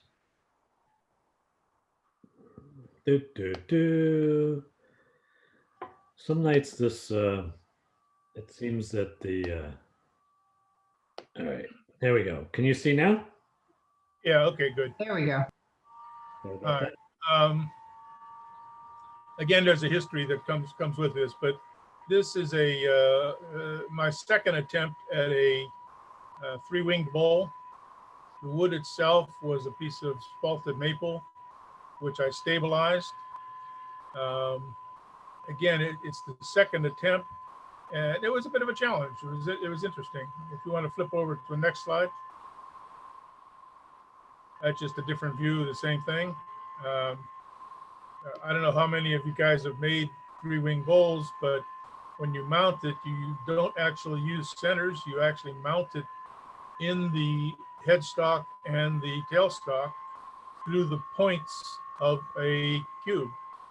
And you start, I don't know if you can see my arrow, but you start turning on the bottom, create yourself a tenon and create the wings.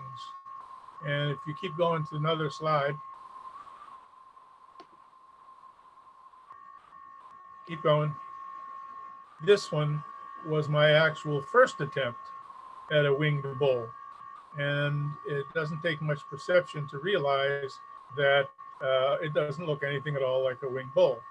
What happened was this part was mounted in the tailstock, this part was mounted in the headstock, and as I was trying to get rid of, get it into some semblance of a round bowl, because two things. First of all, I didn't do a good job of mounting it. And secondly, the block itself was not a good cube. So what happened was by the time I got to getting it to a sort of a round, I did away with all the wings. So like any good wood turner, what do? I just redefined the project and made, I don't know if it's a bowl or a vase or whatever. There's another picture in here with the top is removable. Hold on. Okay, these are. Yeah, hang on. I'm now. yeah. Sorry. Let me go back here. My for some reason this is continuing to give me no end of problems. I can't go back again. Sorry. Hold on. I think this is Bill's wig stand. Yep. It is indeed. Hold on. Hey, Tom, what my first three-wing bowl that I tried almost looks identical to your first three-wing one. Honest to God.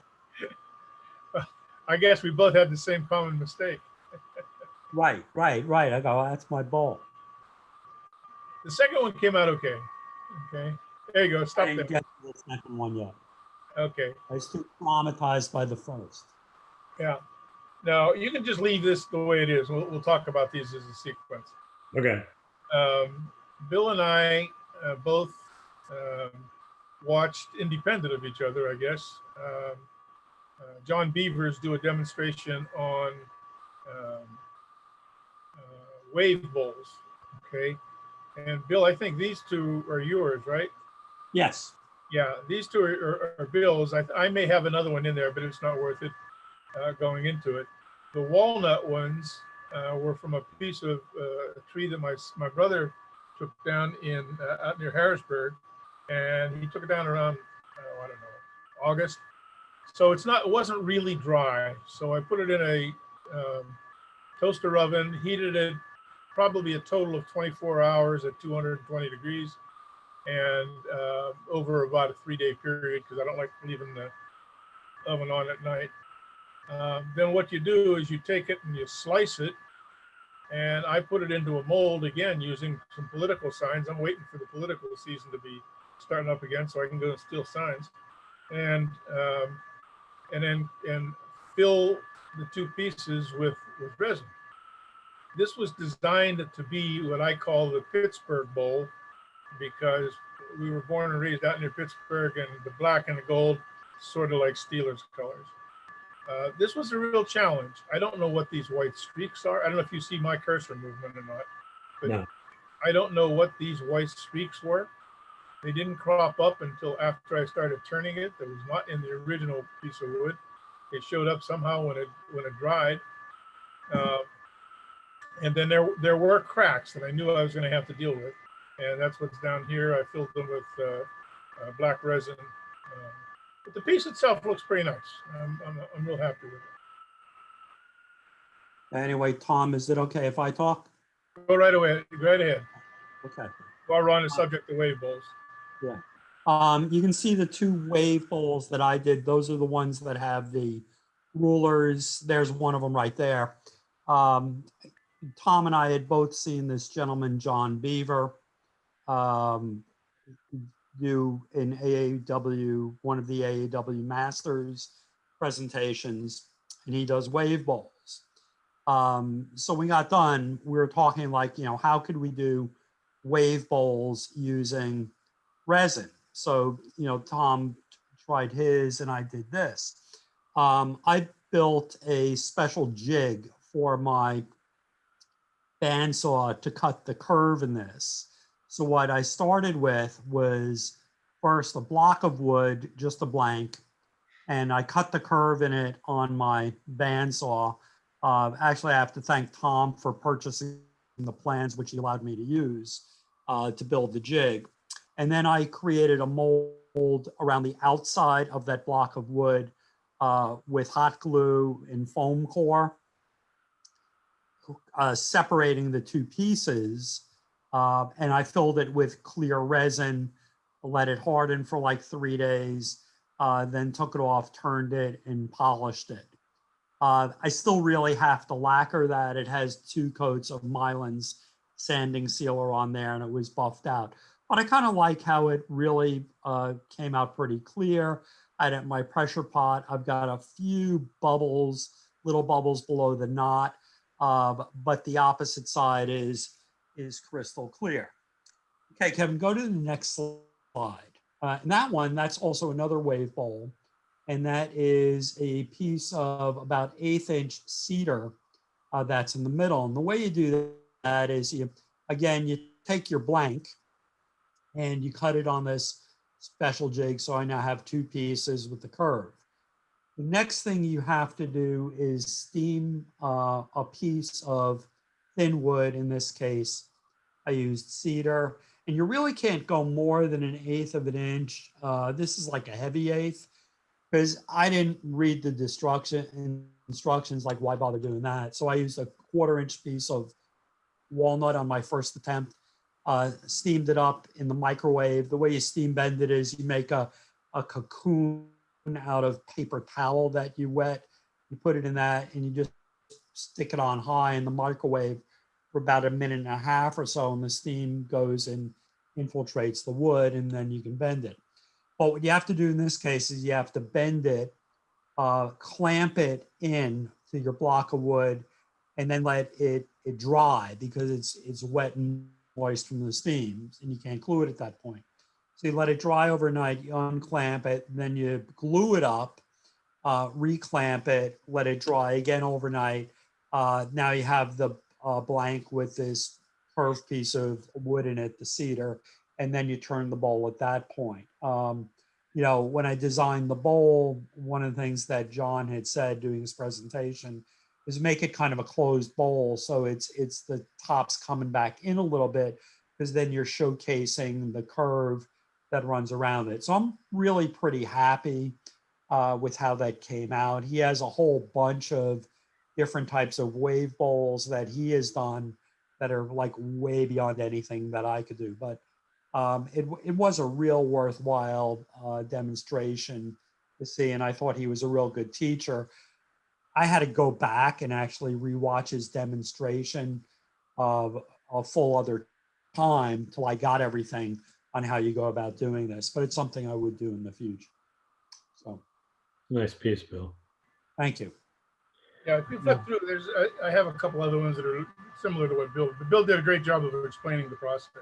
I have I took John Bieber's course about 4 years ago, and I actually have his original jig downstairs that did the wave cuts that he at the time gave the plans away. Now you have to buy the plans, but it's a jig that I've used a couple times. It's pretty cool. I got them for free though. Yeah, it's a nice piece. He did. What you were talking about though, the way you had to steam this. When I was with him, because he didn't have the time to steam it, he did just veneers, and he built up a stack of veneers to make the cut. So instead of using a steamed centerpiece, there was about 10 layers of veneer that he laid into it and then clamped it closed. And the veneer obviously moved with the wood, and it was easier to use. Yeah, one of the things that I would have done if I'm doing this over again is you really need to cut your wave piece a little bit larger than the blank you're putting it into, because when it bends, you lose part of the dimension, because it's folding in. Right. And I didn't do that. So I probably gave up about 1/4 of an inch on the outside of my blank till I got down to where the wave was glued in. Yeah, it's pretty cool though. Cool beans. Okay, so go back to, where do you want me to go to, Tom? here. Well, just the bowl, the piece of bowl there underneath Bill's.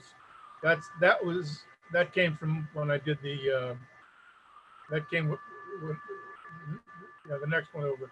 That came the third The other slice. way, Kevin. Yeah, the other way. That came as the One third more over. slice.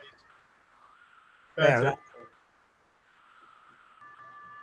That's it. That's the third slice. If you remember when I spoke about the wig stand, I said I made a cylinder that was about 8 inches tall in a 6-inch wide piece of PVC.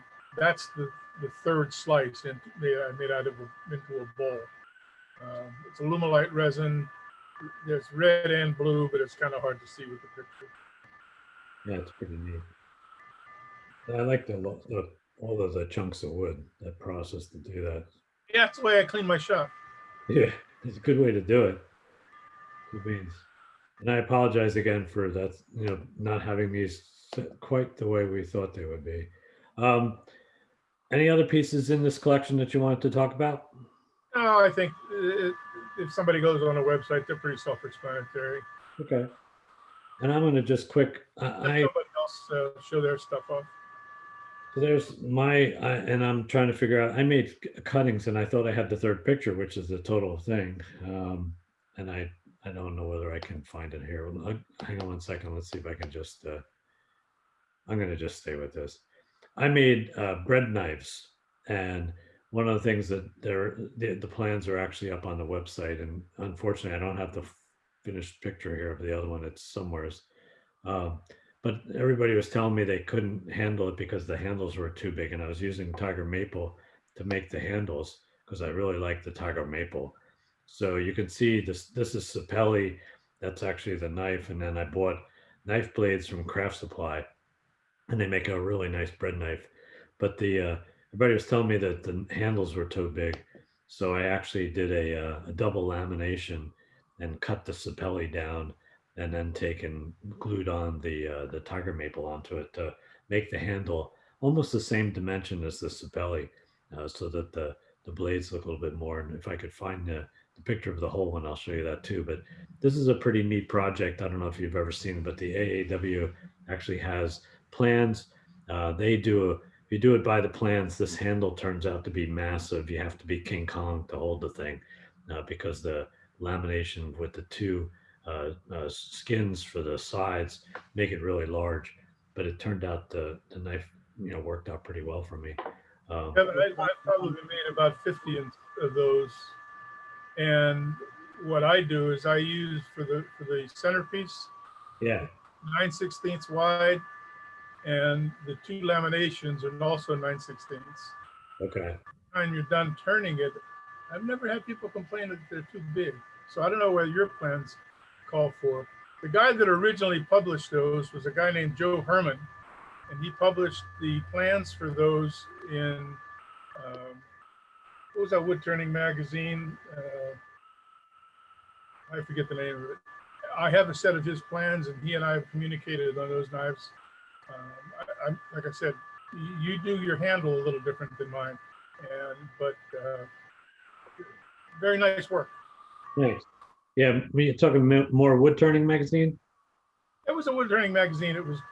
It's gone out of business. Yeah. I forget the name of it. There's been a bunch of them, unfortunately, that have went out of business. That's Yeah. But I have his plans if you want me to send them to you. If they're any different than what he has. Yeah, these are actually okay. Thanks. But yeah, so I'm looking real quick here. One of the things that the website's been happening, I don't know if anybody is interested, and I've gotten a couple of requests lately. I'm going to bring these up here. I get in a request sometimes one a week. In fact, we had 2 this week, but they were for things that we really couldn't handle. A gentleman down in very, very far South Jersey sent me an email and said, I saw your pictures up on the website. I refinish chairs and I do antique furniture and stuff. He wanted to know if I could make him some spindles. So the center one was what he sent me.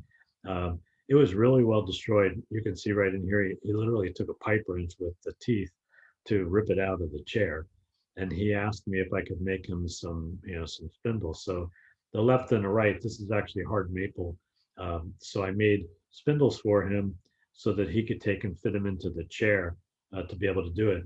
But I don't know if anybody's interested. And one of the things that I was thinking about doing on the website was the ability for us to be able to have a share where we can, in fact, take and have crafts. Or somebody just approached us just the other day looking for instructions on could we do backward mentoring program and stuff. So hopefully as COVID goes down, but I wanted to throw out to everybody, and I'm going to stop this share, is that we can take and be able to put together an index on the website where we might be able to share different skill sets, or if somebody's interested in being able to do that, I can then open it up for the public on the website where somebody could go onto our website, which we get roughly 200 hits a day on our website, believe it or not. Really? That's awesome. Yeah. Yeah, it's pretty amazing. Approximately 200 a day. So I don't know what people are doing with it. We've gotten 6 new members since then. And I wanted to ask the person I had invited, someone to join us tonight.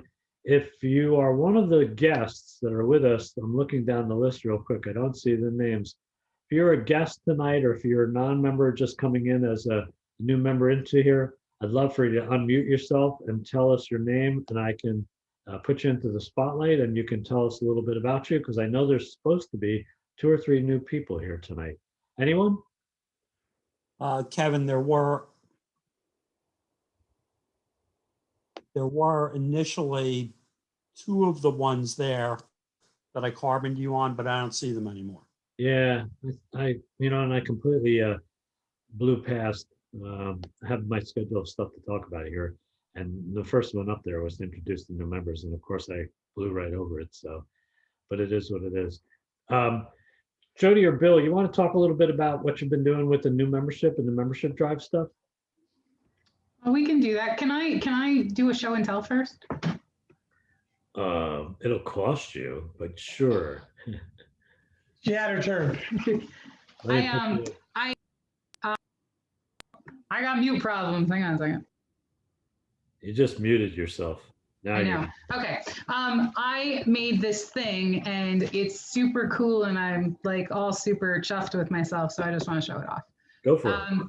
So I don't know if you guys know that I started out as a knitter. So I'm a knitter and I crochet, and my my fiber friends challenged me to make a crochet hook. So I made a crochet hook. The left hand is like a commercial needle, and I was shooting for that size-ish. And this turned out to be a little fat in the butt. So I have to try again. How come Google doesn't let you just go to the next picture? But I was super pleased. I used some of my skills that Pete taught me, and I hand carved the hook, and it actually works quite nice. But I wanted to show it off because I thought it was super cool to make things from one hobby to fuel the other hobby. So all my friends are a little cottage business making hand-turned crochet hooks now, and I think they're all crazy. But nice job. Thank you. I think it's great. I think it's a great idea, Jody. I actually wanted to pick your brains, so I cut the stop. I cut a stop carving cut, whatever you call it, with a like what are they called? That the saw. Not that, but the saw. It's like not a hacksaw saw. It's a Japanese pull saw. No, not the pull saw. The kind with the U shape and the blade goes across. Coping saw. A coping saw. So I cut the stop cut with a coping saw. My protege. And then I carved all this out. But I had a really hard time. The coping saw. I guess maybe I should use a jewelry saw, maybe. But I wanted to see if maybe you had any better ideas of how to carve this little hook in here than by hand, because like by hand takes a long time. That hook took me as long to carve as it did to turn the whole thing. So Did you have a bandsaw? I do have a Dremel saw, but it has a really wicked blade on it, like a giant. Fine tooth blade, which I don't have. Yeah, I don't have a fine tooth blade on it. It's big. So, what I might suggest, because I carve, I don't carve, I cut really fine. Then you've been in the wood turning show. The guy makes the little reindeer at the shows on a bandsaw. I was selling a lot of them this Christmas. Hey, George, um, when you have the stock square, cut the stock square like you would a pen blank. So say 3/4 by 3/4. While Okay. square, draw on one of the flat sides your hook Your pattern. and actually cut it while it's square. And That's then, a cool idea. yeah, and then take, once you've got the hook drawn out and you have it cut, remember where your center line is going to be for when you turn it. So mark your center line for the three, say if it's a 3/4 inch blank, if you do 3/8 of the, inch up the blank all the way down and run a center line, then take while it's square, cut your hook in while it's square, and then take and put it into Turn it from there. turn it. And the hook will actually get more refined as you turn it. That's a cool idea. I'm gonna try that because What you could do, Jody, is if your piece of wood is, let's say, 3 inches wide, so your hook is going to be 3 inches across, then you could take that piece of wood and rip it several times, and you have turning blanks for several different hooks. Yeah. Ooh, even better. Because one of the things that I found, Option there. yeah, one of the things, and Bill's right on the money too, because one of the things that I found is if I'm going to do any kind of detail work in anything, if I can cut it on the bandsaw while it's square, and then I can run That's multiple great. like that, it saves me tons of time. So if you're going to do 4 or 5, knitting needles, for instance, do one piece of wood They're that's, crochet hooks. yeah, Doesn't matter. sorry, cut a piece of wood that's 6 inches wide, and then take and cut your hook into each of them, so they'll all be identical, and then take and slice down the wood into the individual blocks, and then turn them each. You'll save a lot of time. Wow, my glasses really glare, huh? But now I can't see the screen, so hey, what the hell? But that's a good way to do it. That's a really nice piece. Thank you. I was really quite proud of myself because it's little. It's like 6 millimeters. It's Yeah. tiny. So it was a fun project too. Like, Thanks for sharing. Anybody else have anything they want to show? Your meeting. No. Anybody? No? Okay, well, so we're going to go back to Bill, who is going to talk about what we've been doing for new member stuff. okay. And while I'm finding Bill here on Throwing you under the bus there, Jody. Sorry, but you're I was better gonna say, at Jody, talking what do you stuff. have I to say? ramble. Right, she got there first. No, what Jody has done is created an Instagram for the club, which is probably helping to pull members to us and maybe make them look at our website. What I've been doing is when we get a new member, whether it be a trial membership or somebody that we think may want to be a member, like there was one gentleman that was here this evening that was looking for turning lessons and contacted Kevin, and then I contacted him. What we try to do whenever we get a new member is we try to make contact with them and say, like, hey, like, welcome to the club. This is who I am, and how I got here. And there was one guy, John, who was here earlier this evening, and I said to him, I said, John, I don't want to be pushy with anybody, but I said I'd welcome the opportunity, if you want to call me to have a discussion. And he said, sure, please give me a call. And, so we chatted for a while, and I think he's going to wind up becoming a member of the club. So trying to kind of extend ourselves out a little bit to newer members to kind of make them feel at home, kind of tell them some of the things that we do, that we're not per se, elite professional turners by any stretch of the imagination, that we have a wide variety of abilities within the club, that it's a mixture of ages, genders, et cetera, that are here, and, so far I find that is kind of a good formula with new people. So we're going to continue to do that. The other thing that I've done is I've gotten media addresses for like the Asbury Park Press, the local township papers that are around, so that, what I'd like to do is, Kevin's going to write an article for the AAW magazine. I'd like to take a version or a rewrite of that and release it with some photos to, let's say, the Asbury Park Press and the other township papers around here. And who knows, maybe somebody will pick it up. I just think the more we can do to get our name out there to people and increase the visibility, the better off for all of us. If we went around and we surveyed a number of our newer members, and we said to them, including myself, although I've been a member for over 10 years or so, how did you hear about the club? It's usually through word of mouth that you bump into somebody or something like that. It's never been through, advertising or media. So we hopefully can pick that up, and that may attract more members to us. Anyway, Jody, is there anything you want to add to that? I just want to say our Instagram is doing well. There's a lot of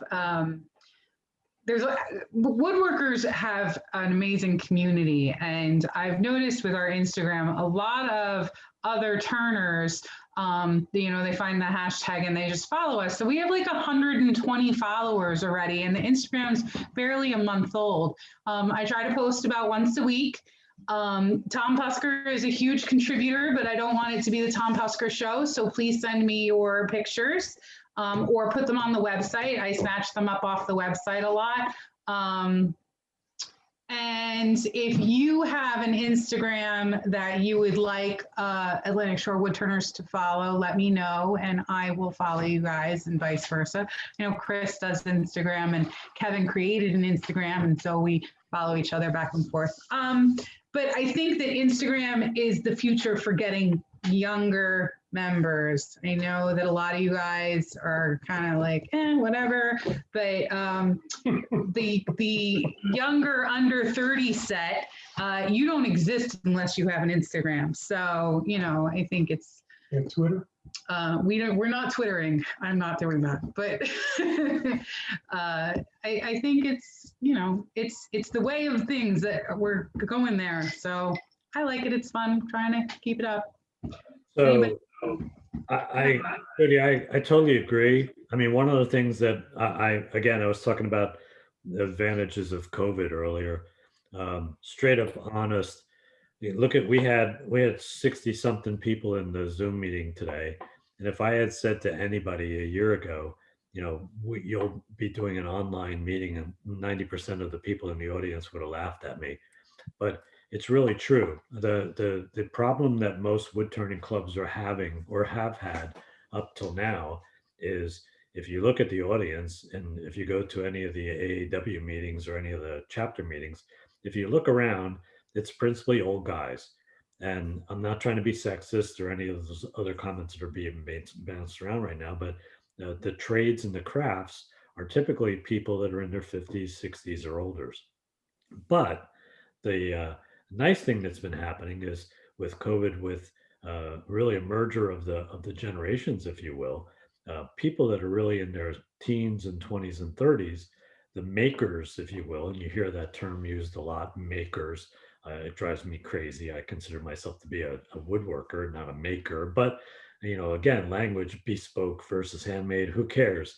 The point here is that really there is a whole generation now that's starting to really look at how to be crafty, how to do stuff, how to put things together, how to have some ownership of what they're doing.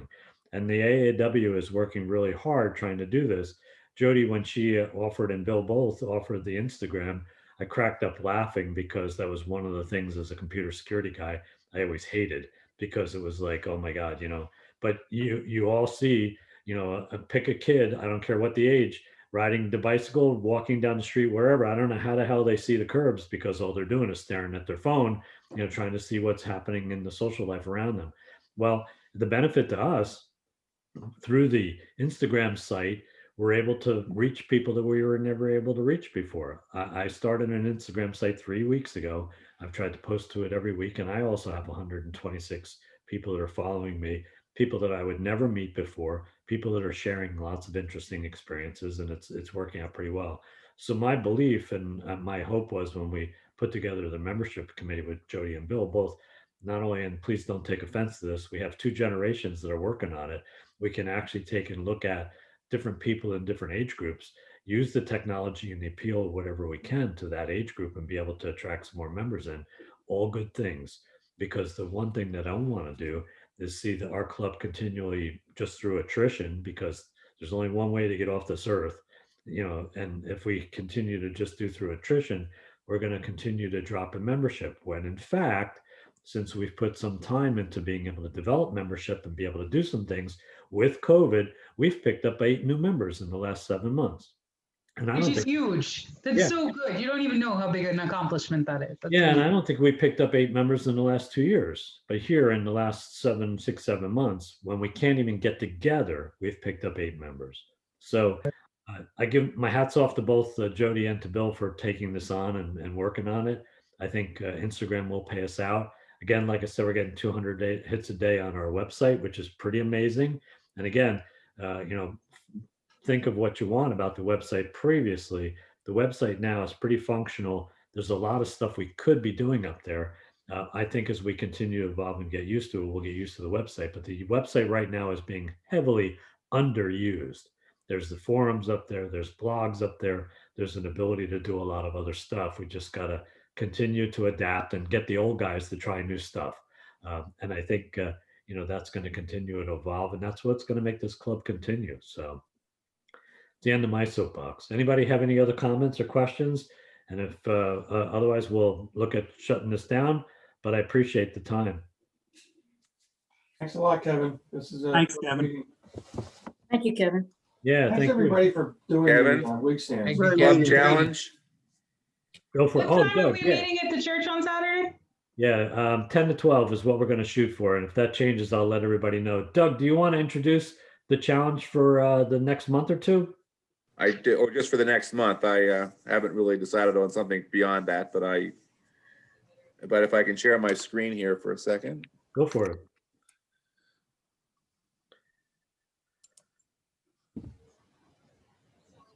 The challenge for the next month is to do a platter. This is the platter that I made in anticipation for this challenge. This is made from cherry, purple heart, and maple. That's the top part of it. And where's my next button here? That's really pretty, Doug. Thanks. That's the bottom part of it. And for those of you who have a mini lathe or a micro lathe or don't have access to the materials that you might need, you can do a plate. And this is a plate, and this is kind of a mystery wood to a certain extent. It was something that was given to me that's just basically came out of a log. This is only about 7 inches in diameter. And it has a very small tenon on the back. It's only about 3/32 of an inch, and that's how I held it onto the lathe. Ooh. One of the things I remember seeing a YouTube or a presentation by Mike Mahoney a couple of years ago, and he recommended a Vic Mark scroll chuck, and he actually only makes tenons that are about 3/32 of an inch, and I really didn't have any problem at all turning this with a very small tenon. My suggestion to anybody who is questioning that right off the bat is the tailstock is not your enemy. You can use a block of wood even to be able to put some pressure on it to keep it in there while you're doing most of the turning work for a little safety there. Right. And when I was putting together or doing the review of all the YouTube videos for this challenge, one of them that's highlighted in there, and you'll actually get this by email tonight or tomorrow, suggested a technique for holding like something like a platter or even a bowl on a lathe without using a worm screw or a faceplate or even a center, a live or drive center. Basically just pinches the piece that you're working with against the scroll chuck with the live center and the tailstock. Right. and then just basically making a tenon in it to fit your chuck, and then flipping around, and you're good to go. So one of the videos here actually describes that technique, and I used it when I was doing the 12-inch size platter. Yeah, to make a dummy chuck like that, just to apply some pressure is not a bad thing. It's a good safety factor. And then at the end, just take it off to be able to do the final finishing and sanding. Yeah, it was actually very quick. Could you use a hot glue thing? I'm sorry? Could you use a hot glue chuck? No. I just basically took my blank, and I just pinched it between the live center and the tailstock, and I used basically this scroll chuck just as the squeeze point. Just squeezed in between the two things. Yeah, it's pretty cool. And then I cut a tenon on which ended up being the bowl side of the platter, about maybe 1/8 of an inch deep, and then I just reversed it and mounted it on the scroll chuck, and then turned at the base. But again, the one video here describes the technique, and it's something that I'm going to use again for sure. Yeah, it's pretty cool. Okay, Doug. Nice. And one thing, if I can add, Jody, the Instagram references a Douglas Cummings, and it's not me. Okay. I don't know who that person is, but I think to myself, well, I never set up an Instagram account, and I went on to it, and it's not even me. I don't even know who that person is. Okay. Up with my own different name or something, because a different Douglas Cummings. But cool beans. That's pretty cool. So Doug, you want to stop your share? If I know how to do that. I'll do it for you. Never mind. It's okay. Okay. So that's it for the meeting for tonight. Then anybody else have anything else that they wanted to add or talk about? Otherwise, we'll call this a good night. And again, thank you for everybody, the time and the investment that you put into creating those wig stands. I can't tell you, I know these are going to be greatly appreciated. So anyone else? No? Well, I got the mallet. Here we go. Meeting is hereby closed. Saturday is the pickup for the wig stands. I'll send that out to everybody. I wish everybody a happy and healthy, and look forward to seeing you potentially in person on Saturday. Have a great Everybody. Kevin. Good night, all. everyone. Stay safe. Stay safe. Take care.